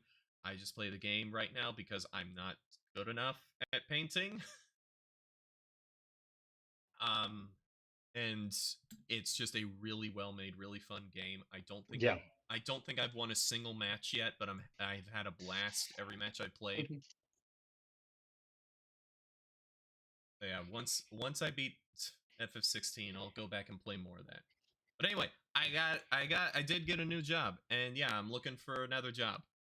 Yeah, you said you were already looking for another one. Yes, I am. So it's not so much the job itself. It's a Amazon delivery driver, and it's not so much the job itself. The job itself is fine. It's kind of mindless work, but I listen to podcasts and audiobooks the whole time, or well, whenever I'm driving in between stops. not at a stop itself because I don't want to walk out with a headphone in my ear. That just seems unprofessional. Mhm. But I've been getting through, and I'll talk about the audiobooks in a bit when I get to what I've read. But the thing I hate about the job, and I hate this more than anything else about the job. There's other things I don't like about the job, but the thing I hate the most is the schedule because it's very inconsistent. Some days I'll be done at like 6:30. Some days I'll be done at 8:30. And I despise that more than anything because that I'm Understandably me. so. Because I'm me. I hate that. I can't stand it. It makes every other problem with the job more frustrating because I'm like, well, I'm gonna be here till like 8, whatever, and it sucks. Other things I don't like about the job are sometimes like you really don't know what you're getting until you're about to load up for the day. And so I'll get there, and some days I'll get there and it's like, oh, I've only got 60 stops today. Oh, that means it's going to be a country route, so I'll be driving a ton between stops. Not ideal, but whatever. And then some days I'll get like, okay, it's 180 stops, and it's 4 carts of bags and oversized packages. Great. How am I going to fit this in the van? Oh, I barely can. Awesome. Well, I really hope I don't have to find any of those oversized packages anytime soon because I can't move in the back of the van. Oh shoot. So I've gotten better at organizing at the station. So there was one day this week where I could barely move throughout the van, and it was bad. But I had organized well enough at the beginning of the day that it wasn't too much of an issue. And then the next day, yesterday, I actually ended up having even more stops than that day and more packages. But the van was bigger, so I had more space for all the oversized packages. And I don't know whose end that is, whether it's Amazon's fault or my company's fault, because I don't work for Amazon. I work for a company that Amazon contracts. Okay. I don't know whose fault that was, or if it was anyone's fault, or if it was the freaking AI that programs the routes. I don't know, but it sucked. But with the schedule, I can't do theater, and I can barely do writing groups. So yeah, I'm looking for another job. And there's I feel ya. auditions, and there's auditions midway through August for a production of Hunchback, which is one of my dreams shows. Quasimodo's one of my dream roles. So I have to decide, like, am I gonna do my regular theater's fall show or this one? And I'm basically saying, okay, if I find a new job fast enough, then I'll go for Hunchback, and if I don't, then I'll do our show. So tomorrow I'm going to be basically just job hunting. So, but one of the perks of this job is that I do get to have a lot of time to just listen to podcasts and audiobooks. So I have kept up very easily with all of my podcasts, and I've had plenty of extra time to listen to audiobooks. So I'll go through some of those audiobooks and just go into what I've read generally. So the first one I read was Secret Project number 3 for Brandon this year. It's Yumi and the Nightmare Painter. Yes. My friend Burhan just finished up that one, and he really liked it. Oh yeah, it's fantastic, absolutely fantastic. This is the first one that he wrote. The one he said that he wrote for his wife specifically, and yeah, this is a romance. Like it's a Brandon Sanderson fantasy novel in the Cosmere, but it is a romance, and it's a very good one. Mm-hmm. It's, I'd say, the best romance he's written. It's fantastic.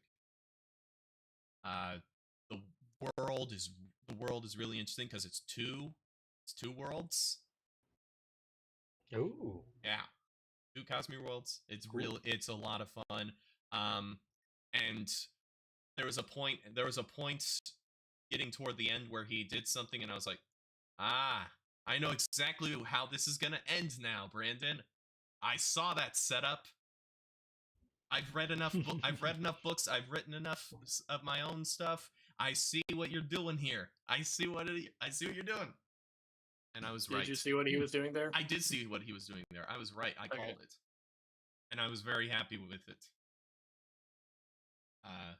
Yeah, that book is great, and I just yesterday got the physical book, the actual physical book, and it is, again, as with all the Secret Project books, absolutely gorgeous.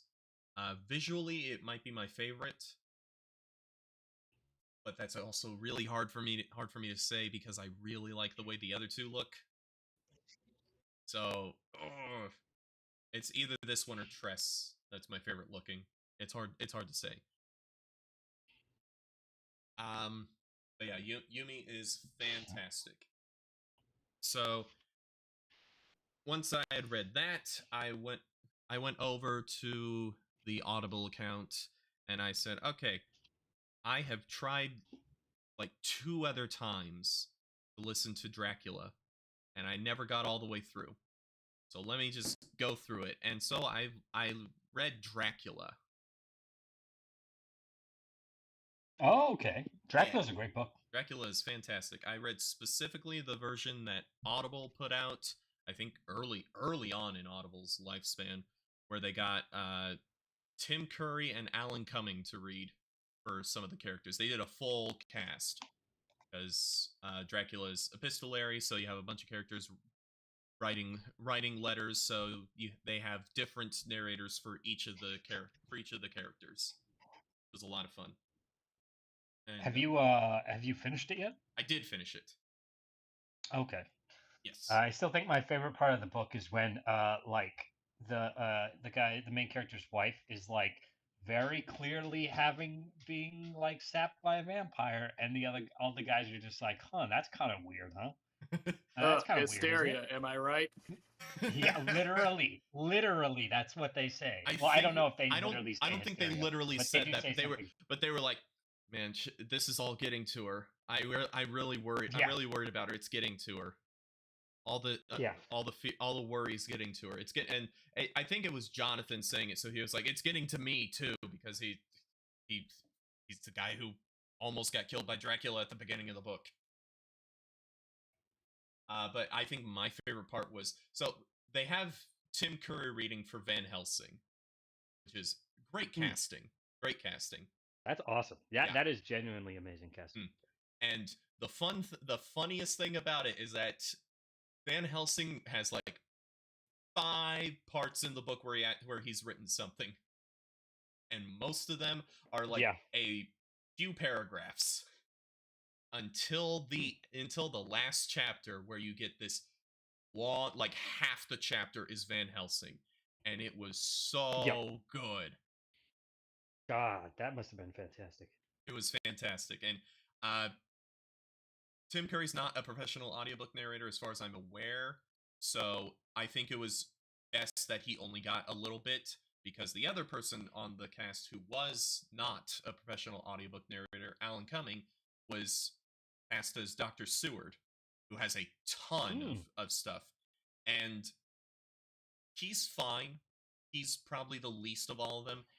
The professional audiobook narrators are able to do like very distinct voices for the characters, while also still reading as their character. And Alan Cumming gets better as he goes on, but for a lot of it, he's really not doing a lot of voices for the characters. But most of Dr. Seward's writings are typed out audio logs, so it kind of works in that way, because it's just the character talking and doing an audio diary. So it works, and I really like all the performances. I can definitely see what people mean when they say that, boy, this reads like a modern book Yes, very much so.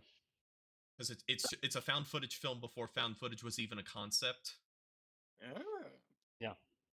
And Do you know the backstory of Bram Stoker and basically one of the main reasons why he wrote Dracula in the first place? I don't think so. I've heard a couple things about Bram Stoker, but I don't think I've heard that. He was a playwright and he did an adaptation of Dracula for the stage. I believe he specifically wrote Dracula so he could adapt it to the stage. I believe that's Oh, correct. Yeah. neat. So, yeah. Well, that sounds oddly enough very similar to J.M. Barrie writing Peter Pan. That kind of. Did he also write it like intended for the stage? Well, he did. Or it started off, I believe, as a stage play, and then the book, then stage play, then book, then musical. And now the most common version that people know is the stage musical. Yep. Yeah, it went back and forth a lot with J.M. Barrie, and that's the only thing people know him for. And most of the stuff he wrote before that was not that. It was just very typical parlor room comedies. So, but yeah, Dracula's great, and I remember I think I was listening to Brandon Sanderson's podcast, and he was mentioning how Dracula reads oddly like a modern book, and when I finished Dracula, I was like, yeah, Brandon definitely believes that this is a modern book because it ends like a Brandon Sanderson book. It does. It's got a big old Sanderlanche right at the end, and then it wraps up in like a tiny little epilogue chapter. Just like a Brandon Sanderson book. I give him a hard time with epilogues, but that's because I like epilogues. I like longer epilogues. Yes. But most of Brandon's books don't really need longer epilogues, and Dracula doesn't need a long epilogue either. But yeah, Dracula's great. And then the past 2 weeks have been listening to The Hunchback of Notre Dame. Ah, okay. So this is my first Victor Hugo novel, and boy, is it a Victor Hugo novel. It is the best of the three I've listened to. It is the best book of them. It is one of the best books I've read. It is also the hardest to recommend because it is a Victor Hugo novel. It is. I tried to read The Hunchback at some point and I gave up. Yeah. It's the characters are so deep and complex. The world feels alive. The story is fantastic and really freaking dark. And the themes are all melded in really well. There's great setups, great payoffs. But sometimes Victor Hugo just stops telling the story and starts talking to you. Because man, he's got a lot to say, and he'll just say it. He doesn't care that you're in the middle of the story. No. He's gonna start talking to you. He'll just start talking to you, and just there's an entire chapter where he just describes Notre Dame as it was at the time of the story, which is like 1450s, 1490s, something like that, and then compares it to how it was when he wrote the book, and complains how people have ruined Notre Dame and are continuing to ruin it, because that was one of the main reasons he wrote Hunchback of Notre Dame, was because he saw the state of disrepair and kind of neglect that the cathedral was in. He was like, this is one of the greatest things that humans have ever built. People need to care. People need to revive this and get it back to its former glory. And it worked. People freaking paid attention to Notre Dame afterward. I mean, the book in French is called Notre Dame de Paris. It's Notre Dame of Paris. No mention of the Hunchback. Yeah. And there's a reason there's no mention of the Hunchback. Quasimodo is I wouldn't even consider him the main character. I wouldn't say the book has a main character. Esmeralda is the most important character. She ties all the plot lines together, but she herself, I don't know if I'd even consider her the main character. And then after that chapter describing Notre Dame and comparing it and complaining, there's a chapter describing Paris as it was at the time, comparing it to how it was when he wrote it, and complaining about how people have ruined it. And there's a part in the chapter where he finally says, and that is Paris in the year 14 whatever. Outside the walls of Paris, there were many suburbs and villages, and I go, dang it! Gosh darn it, Victor Hugo! I think that's kind of where I gave up. And look, sometimes he is setting up details that will become important later. There's a part in one of the last chapters where he's giving a big description of the view of Paris from the bell tower, and he mentions a little spout that is below where Frollo is leaning on the balustrade. And that's important because when Quasimodo throws him off the tower, he grabs onto that little spout. But a lot of times it's just tons of expositional details. But yeah, even that aside, this book is phenomenal. It is. I can see why people despise the Disney movie because it is completely different. Oh yeah, I mean it was Disneyified. Yeah, it was Disneyfied, and now it is one of the darkest Disney movies. It's nowhere near as dark as the book. The book is one of the darkest things I've ever read. It is like, in some ways, dark as Berserk. It is freaking dark. There's like obviously like characters die who don't die in the Disney movie. Like, the biggest one is Esmeralda. Esmeralda dies, and it is so much more tragic. Like it in the stage musical, which I also love, and I think the stage musical is different but just as good as the book. Whereas the movie, I would say, is not as good as the book, but it's still very good. In the stage musical, Esmeralda dies, and she dies, but like she's being burned at the stake. Quasimodo saves her, and she dies of smoke inhalation. Oh. And it's very, very sad and tragic. In the book, when Notre Dame is attacked, it's attacked by the gypsies and the vagabonds who live in the Court of Miracles.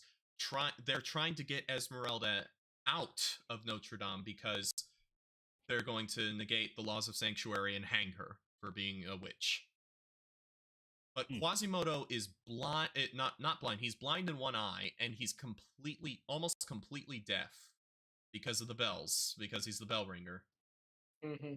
And so he doesn't know they're trying to save Esmeralda, so he fights them off long enough for the king's soldiers to get there and fight them away. And in the meantime, Frollo sneaks Esmeralda out and gives her one last chance to be with him, or else he's going to hand her over to the authorities. And he hands her over to the authorities because she says, "No, you're old and ugly, and I do not like you."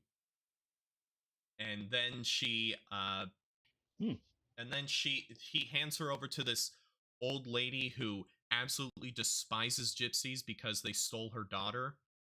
And then it's revealed that that daughter is actually Esmeralda.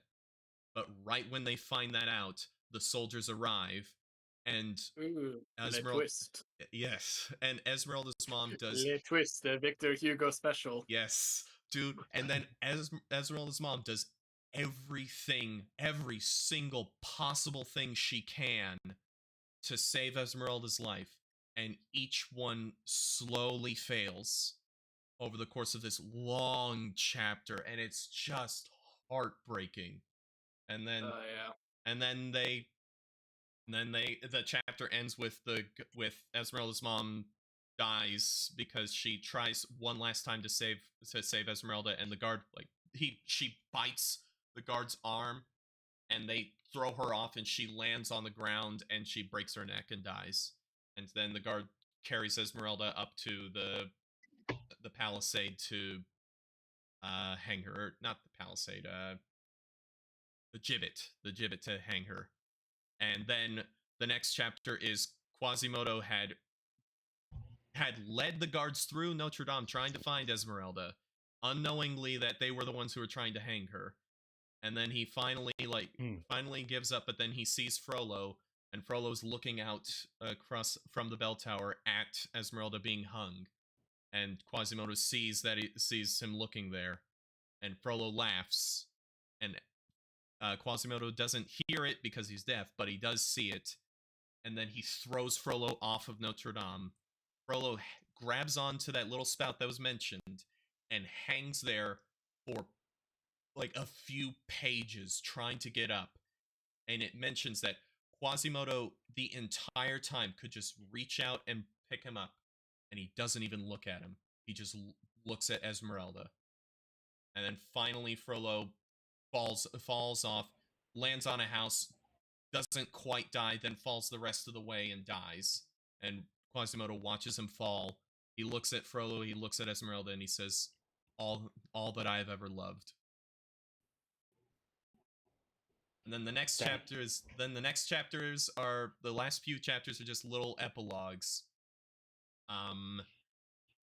Telling what happened to the characters who survived. And it says nobody saw Quasimodo again after that. But there was a place where a bunch of people were hung, and there was like a big old grave there. And they excavated the grave like a couple years later because there was someone who had been wrongfully hanged, and then they were going to put him in a much nicer place. And they found two skeletons. One was a woman's skeleton, one was a man's skeleton, and the man's skeleton was really deformed, and he was holding on to the woman's skeleton.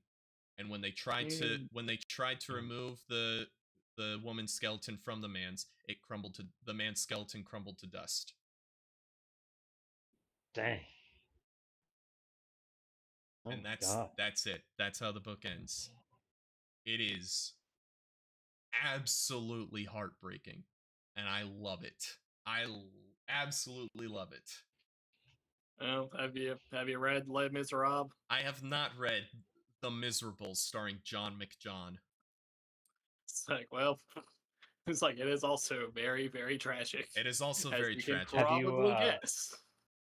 Have you watched Les Miserables with Robo John Valjean?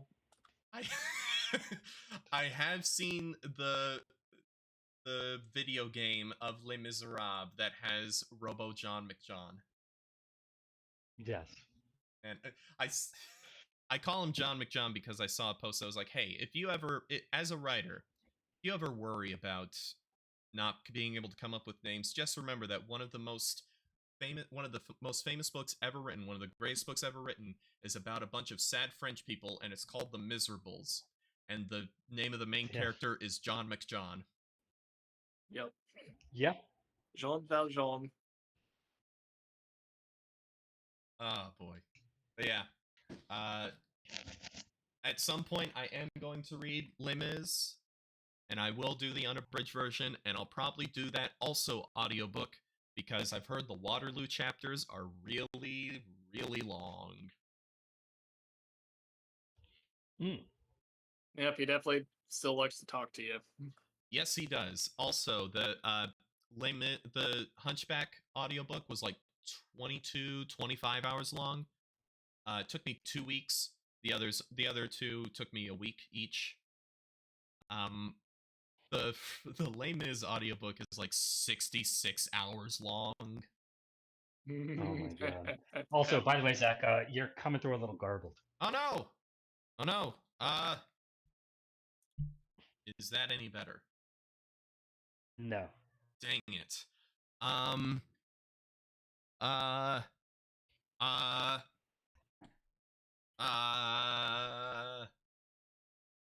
Oh wait, it got better. Oh, awesome. Are we good? Cool. Yeah, it's out. We're good. Yeah. All right. Awesome.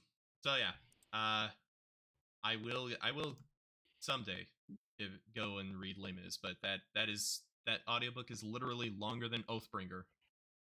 Yeah. I think it took me like 2-3 years of reading Les Mis on and off to finally get through it all. It is very long. Yeah. And I read the abridged version. Oh, jeez. Yeah. So next, I'm going to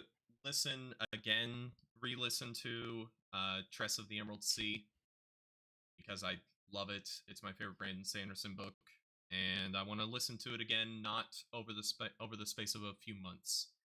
But after that, think I'm gonna go back to the French and listen to the Three Musketeers. Hmm.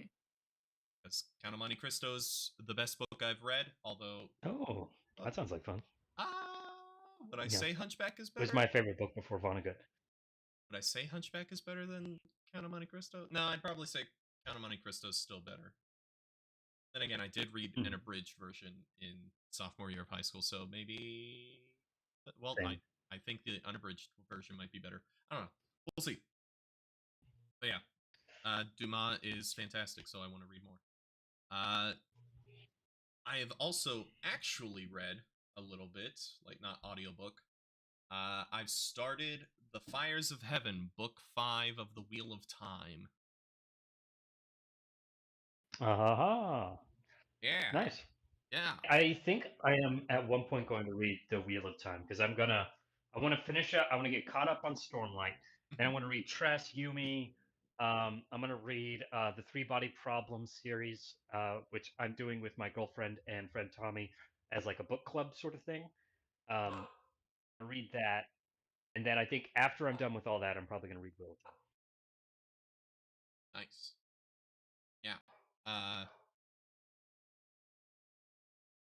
Yeah, Wheel of Time's fantastic. Continues to be fantastic. I haven't gotten to what people call the slog yet, so we'll see if my opinion goes down, but the audiobooks help. I'm reading it along with the audiobook again. And hearing Michael Kramer and Kate Redding back recording in the early 2000s compared to them recording now on Brandon's secret projects is a bit of a trip because the audio quality is much worse and their voices are pretty different. But the newer version is the better version, would you say? Well, I mean their versions of the audiobooks are the only ones where they've finished all the audiobooks for Wheel of Time. Because the guy who did them before, I believe he because I know there's earlier versions of Wheel of Time audiobooks that's not Michael Kramer and Kate Redding, but I don't think either the guy never finished it or he died. Probably he died and they just went back and redid all the books up to that point that had been released and then just continued on. Okay. I've also been reading every Sunday after church. I come home and I sit in a chair and I read a volume of Bone. Oh, absolute classic. Bone's great. I really like Bone. I know they made a compendium. I don't know if they Mhm. have all of the stories in the compendium, but I have one of them at the very least. I believe I have the big old 1-volume edition.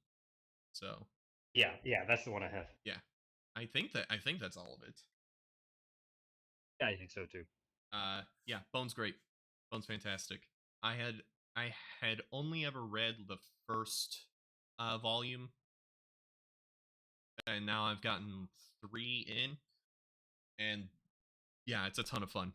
It feels very much like almost like a kind of darker fantasy mixed with Disney adventure cartoon, which is just a really, really fun mix.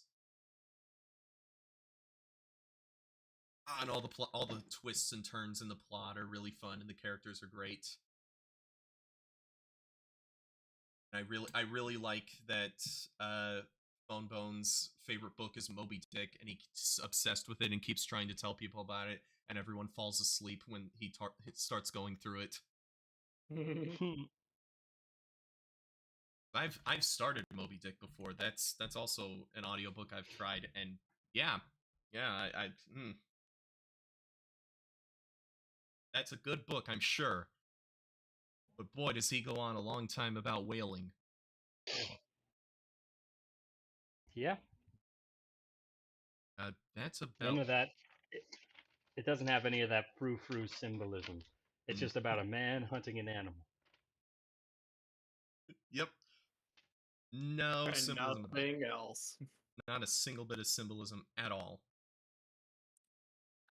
Uh I've also listened to a crap ton of musical soundtracks because I'm on the board for the theater, and at one of our board meetings we came up with a giant list of maybe shows that we can do next year. So I've started listening to all of them, and I'm most of the way through the list. So I'll just run through a lot of these real quick. So if it's a show I already knew, I just listen to the soundtrack. But if I hadn't seen it or done it, then I read a summary of it on Wikipedia and then listened to the soundtrack. So first one on the list, the one we're mainly considering, just really considering, can we get away with it, is Something Rotten. Is a show about this guy in Shakespeare times who is a contemporary of Shakespeare's who hates Shakespeare because Shakespeare's so freaking successful, and then he goes to a soothsayer to go, hey, what's the next big thing? If I can get ahead of it, then I can even be better than Shakespeare. And the soothsayer says, I'm looking in the future, and the future says musicals are gonna be really big. And it just goes from there. It's really fun. It's a really fun and funny show. The first musical the guy makes is about the Black Death, and it does not go over well. Oh man. That's great. And then he goes back to the soothsayer and says, all right, what is Shakespeare's next big play going to be? And the soothsayer says, it's going to be Omelette. It's a play about a prince who eats a Danish. That's beautiful. It's great. Ah, boy, I want to play the soothsayer. That seems like a really fun role. Also, he gets the best song in the show. The song's just called A Musical. A musical. Yes. Then I listened to Camelot. Camelot is I really like Camelot. I can understand why people don't, but I like it a lot. I think we should do it, just not next year, because a lot of us have costumes left over from Spamalot. But if we did it next year, it'd be like a year between Spamalot and Camelot. So I think we should wait a bit, but do it soon so that we still have our costumes and still fit our costumes. Great show. Then I listened to Annie Get Your Gun, and that's fine. Really fine. It's a classic, and it's got some very iconic songs like Anything You Can Do, I Can Do Better. That's from Annie Get Your Gun. It's fine. And that's it. I don't really think that much of it. Then I listened to Kiss Me Kate, which is a story about a musical production of Taming of the Shrew, and all the behind the scenes drama going on, including I think at one point the mafia come on get roped into it because they're trying to collect some debts, but then they end up going on stage to make sure that someone finishes the show without leaving. It's fun, but I think it might be the album I listened to. The songs would finish and then they would start again, and it felt like almost an alternate take. It was really weird. So I don't know if that was the version I listened to or what. That could be fun. I listened to Oklahoma. Absolute classic. Okay. I ended up like I've heard for a long time Oklahoma is a good show. You should probably see it once, but you don't really need it's Oklahoma. Nothing. It was revolutionary, but it's nothing special anymore. I really liked it. It was a lot of fun. And I really like the music, but that might also be I just really like Rodgers and Hammerstein. Their music is fantastic. Their version of Cinderella, I think, is the plot is kind of boring, but the music is phenomenal. So maybe Oklahoma's a similar situation, but I just from listening to the soundtrack and reading a summary, I liked it. I liked it a lot. Then I listened to Bye Bye Birdie. The original production had Dick Van Dyke playing one of the main characters, which was a lot of fun. That's a classic. That show also means a lot to me because it was the first musical I was ever in. The first real theater production I was in that wasn't like a church Christmas show. I like it. I like it a lot. It's fun. Fun show. And I think it holds up really well, and it's similar to Grease in that it's a lot of 50s nostalgia, but I think it's way better than Grease. I think Grease kind of sucks. Like, other than the music, I think Grease is really bland at best. But Bye Bye Birdie's a lot of fun, and Bye Bye Birdie's hilarious. There's a whole song where the dad is getting absolutely frustrated with having to host Conrad Birdie, who's not Elvis, definitely not Elvis. He's sick and tired of having to host him in his house, and then the Birdie's manager mentions that they're going to be on the Ed Sullivan Show, and then the dad like has this whole song that's like a choir hymn about how excited he is to be on the Ed Sullivan Show. Nice. It's great. It's so funny. Then I listened to Once Upon a Mattress, which I have seen like half of the movie back in high school, and then we never finished it. But I like it. I like it a lot. That's a really fun show. It's a version of Princess and the Pea, but it's very satirical and funny. And I really like the little twist at the end, where the whole thing is the queen doesn't want the son to get married, so she makes impossible tests for all the princesses who come to try to win him, and then if they fail the test, she sends them away. So when this new princess comes, she makes she's like, oh, big and strong tomboy all over, and then she's like, this princess is all that and everything. If I did any of my normal tests, she'd pass them. But she's not sensitive. She can't be sensitive. And you have to be sensitive if you want to be a good princess for my boy. So she does the test of 20 mattresses, 1 pea underneath all of them. You have to sleep. If you can sleep through the night if you can sleep through the night, then you lose. But if you can't sleep because of that one little pea under the mattresses, you win. And so she doesn't sleep through the night. And then it's revealed that the king and his friends stuffed a bunch of like weapons under the mattresses, like a bunch of pole axes and stuff. So of course she's not going to sleep. And then happy ending. And then she's like, okay, I want to go to sleep though. And then they take all the weapons out, and she tries to sleep, and she still can't.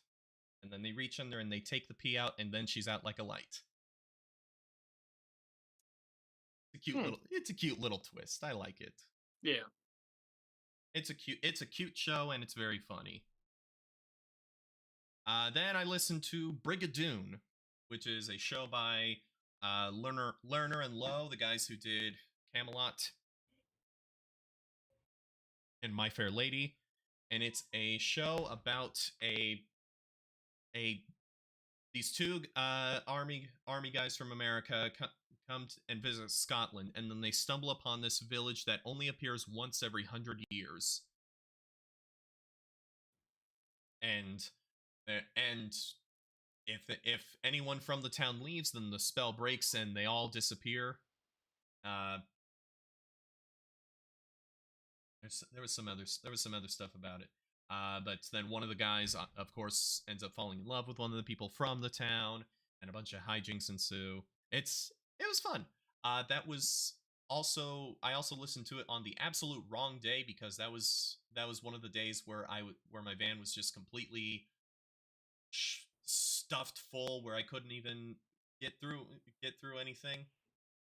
So I might have liked it a bit more if it weren't for that, but whatever. It was fun. Then I listened to Doctor Dolittle the musical. Okay. Oh. Yeah, which I didn't know existed. Seems like a fun show. It obviously geared toward a more of a kid audience. But it's fun, and there is like there's some really good songs in there, and there's one that the secondary male lead has that really blew me away. It was really good song. Then I listened to Guys and Dolls, which is another classic, and I listened to the revival, which was from like '93. I listened to that album because it had like some stars I recognized. There was like I forget one, but it had like Nathan Lane, who's the guy who voiced Timon in Lion King. Big Broadway star. And it had J.K. Simmons. Oh. Okay. Yeah, on a Broadway I like J.K. Show. Simmons. Yeah, J.K. Simmons. I had no idea he ever did Broadway, but he did, and he was good. He was only in like one song, but he was good. And Guys and Dolls was a ton of fun. That's a fun show. Then I listened to The Music Man. Music Man's a classic. It's great. It's a great show. Ton of fun. And I listened to the version that from the very recent revival, like 2022, with Hugh Jackman and oh dang, why am I blanking on her name? Hold on, Sutton Foster, who's a huge Broadway star, and Hugh Jackman got his start on in Sydney doing musical theater and quickly came to Broadway. From what I've heard of people who saw the production, because it was a big deal. Like it's one of the few shows that really sold itself on star power.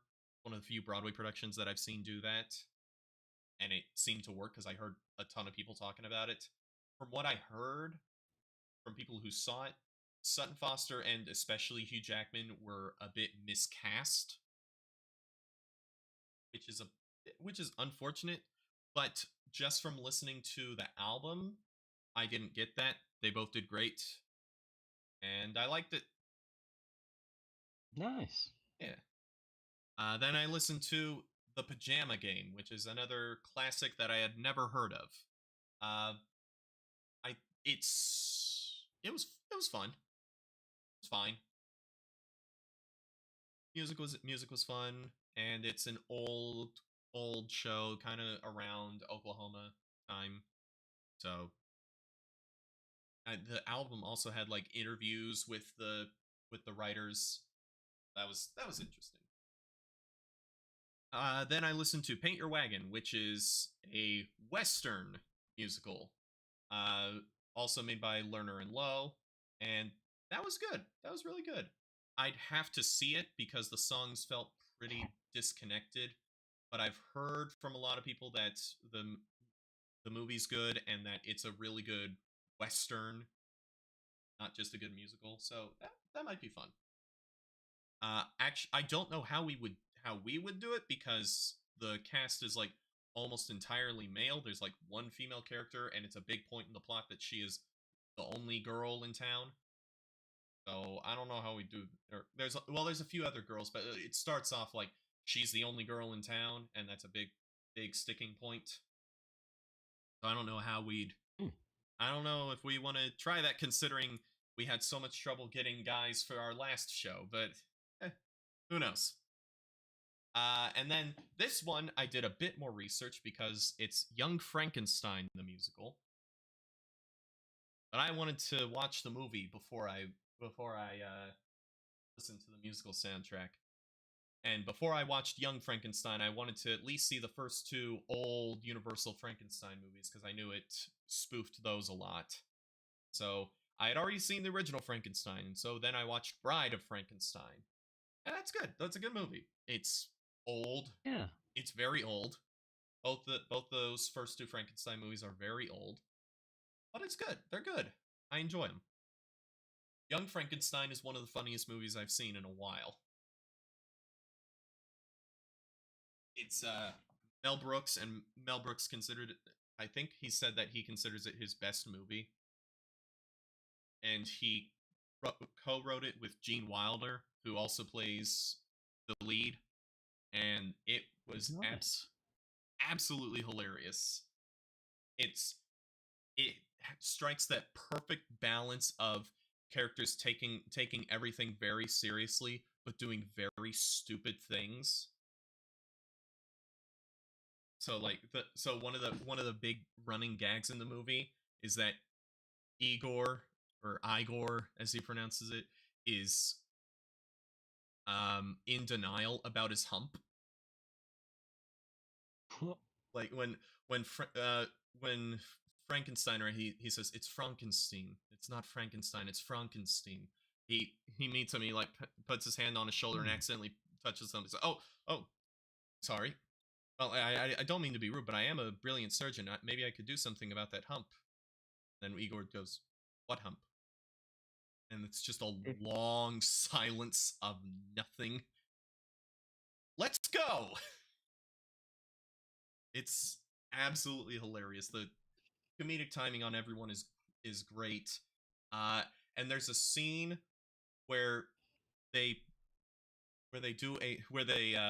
use an Irving Berlin song, Putting on the Riz, and it's one of the funniest things I've ever seen in my life. I about died laughing. It was so stupid and so funny. Man.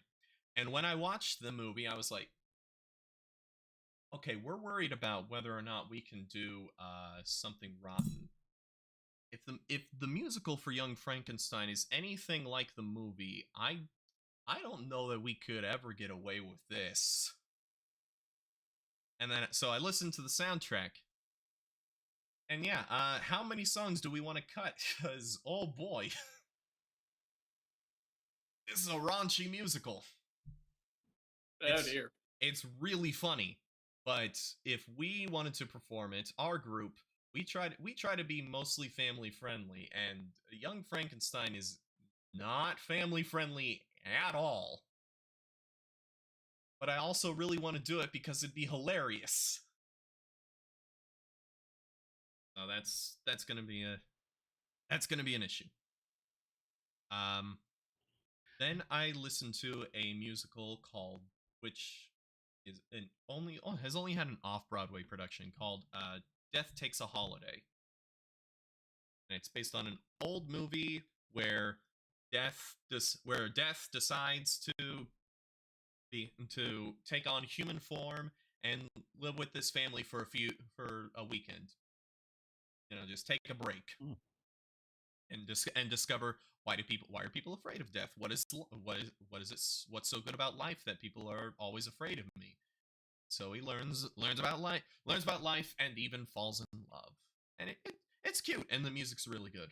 Music's really good. And the crackles are back. What? Oh no! Your crackles are back. Am I back? No. Nope. Is that good? Nope. Is that good? Hello? Let's see. Whoa! Well, nope, that was bad again. Come on. Yep. Is this any better? Hello?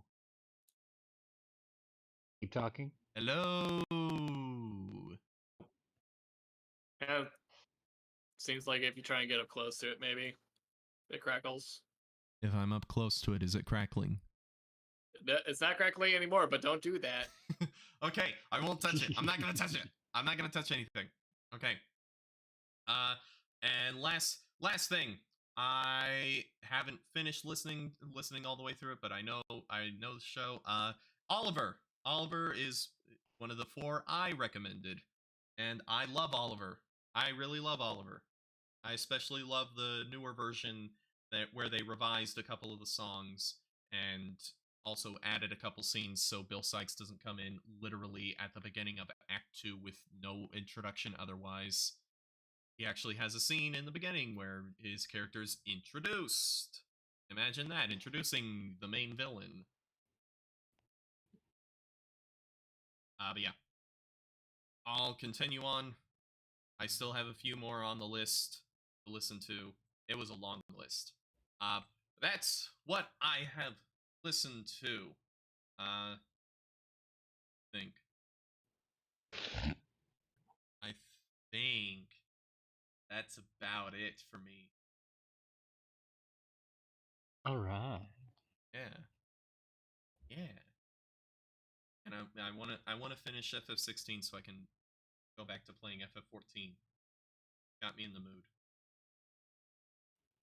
Or Mm. maybe you could play some Star Wars Old Republic. To do that, I've got to finish up Knights of the Old Republic 2.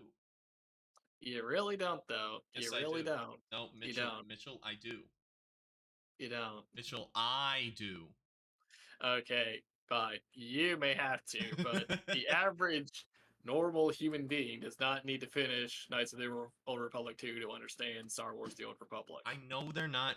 I know they're not even made by the same developers, but Knights of the Old Republic 2 is fantastic. One of the best things that has ever come out of Star Wars. So I want to finish it first. It is. It is. I need to.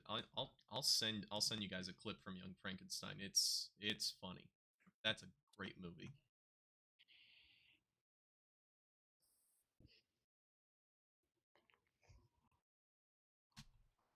Also, the scene I'm sending you inspired a freaking Aerosmith song.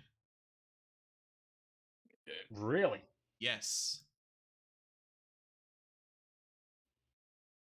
It has nothing to. It really doesn't have much to do with the song, as far as I'm aware. It's been a while since I listened to the song, though, so.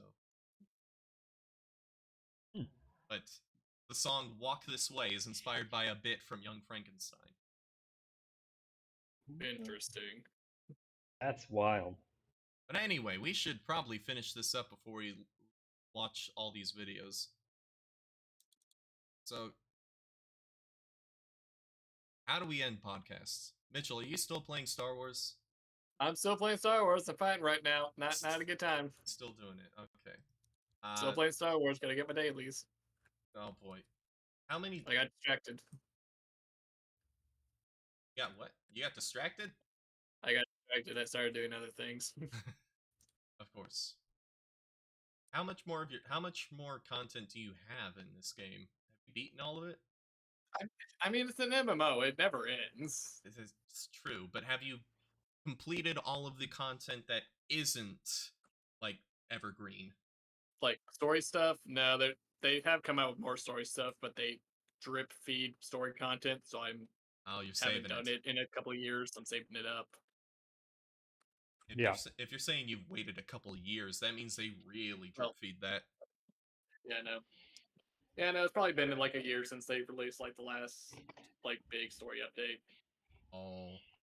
Yeah, that's it's the story update where you're fighting one of the old raid bosses from like their first expansion.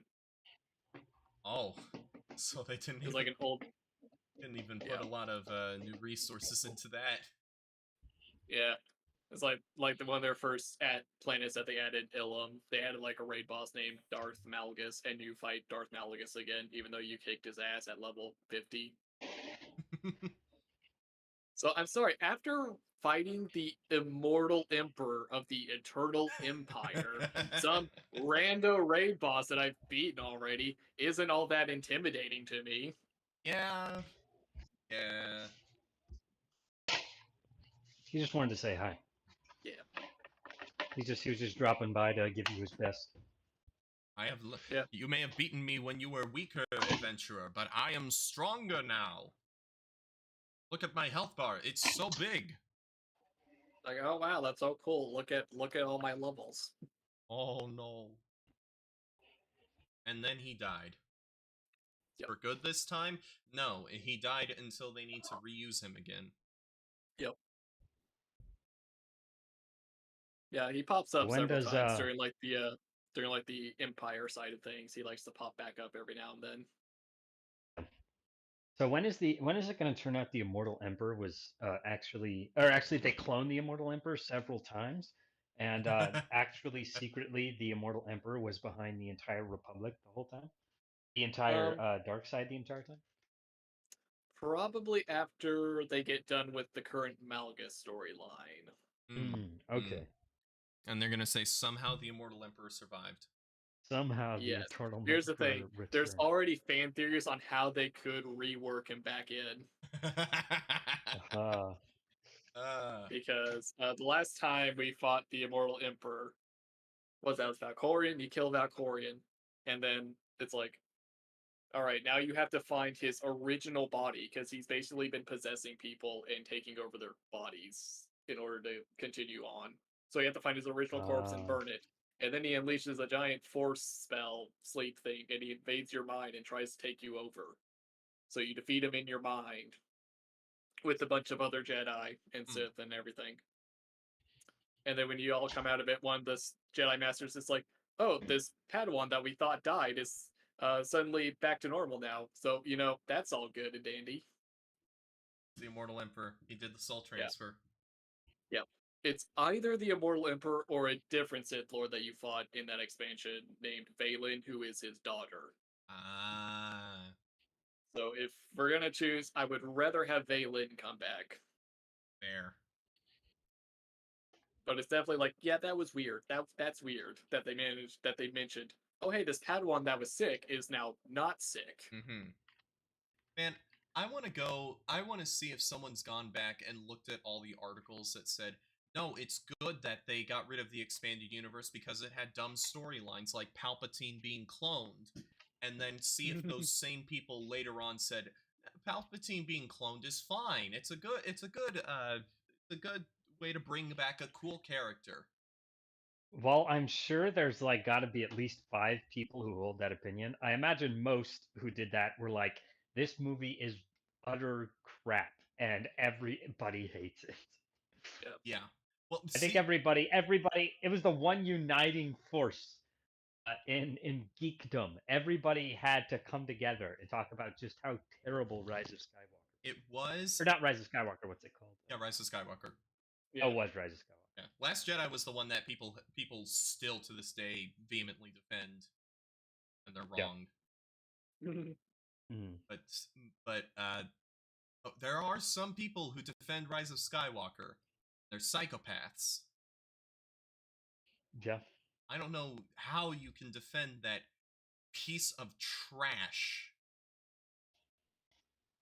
As a writer, I am offended that something this horribly written, this MacGuffin-filled janky mess, got like hundreds of millions of dollars to be made, and Yeah. They made the least money out of the sequels. People are tired of it. I just want some. Actually, I say I want some good Star Wars. I've never really cared about Star Wars, if I'm being honest. Even when it was really good at its best, I still haven't seen the original trilogy. Oh yeah, you haven't. No, I sure haven't. My when I told my girlfriend that, she was appalled. I'm walking away. I need a moment. I thought we'd been over this, or maybe you'd mentioned this in writing group. Oh yeah, I've mentioned it before. I don't know if I mentioned it around. Oh my God, Mitchell.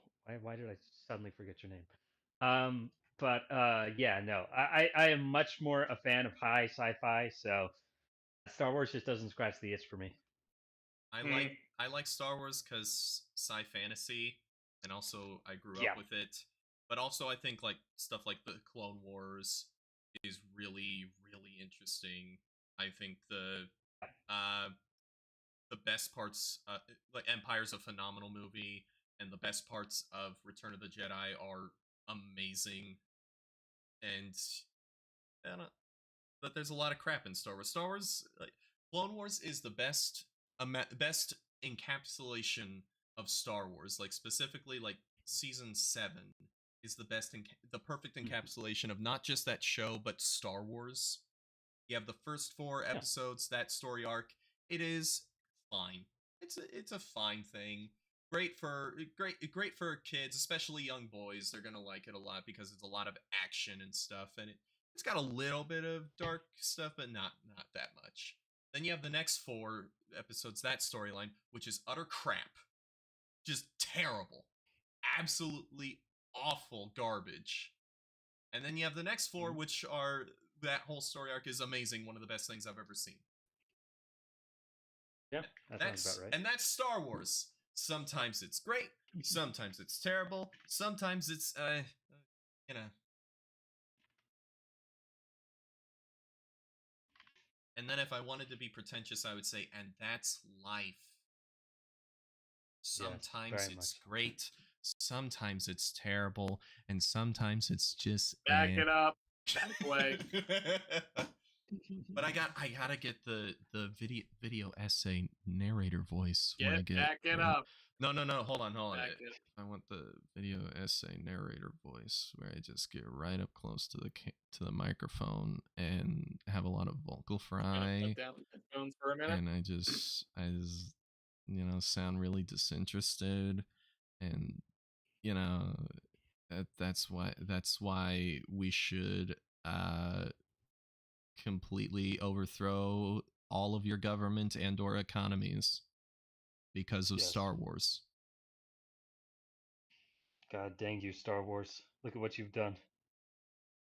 See, if it weren't for 9/11, Star Wars would be good. Honestly, unironically.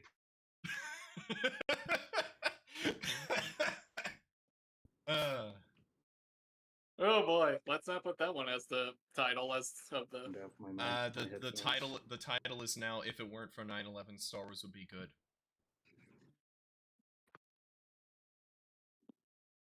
And that's where we're gonna end it. Bye, everybody. Nah. Oh shoot. Okay.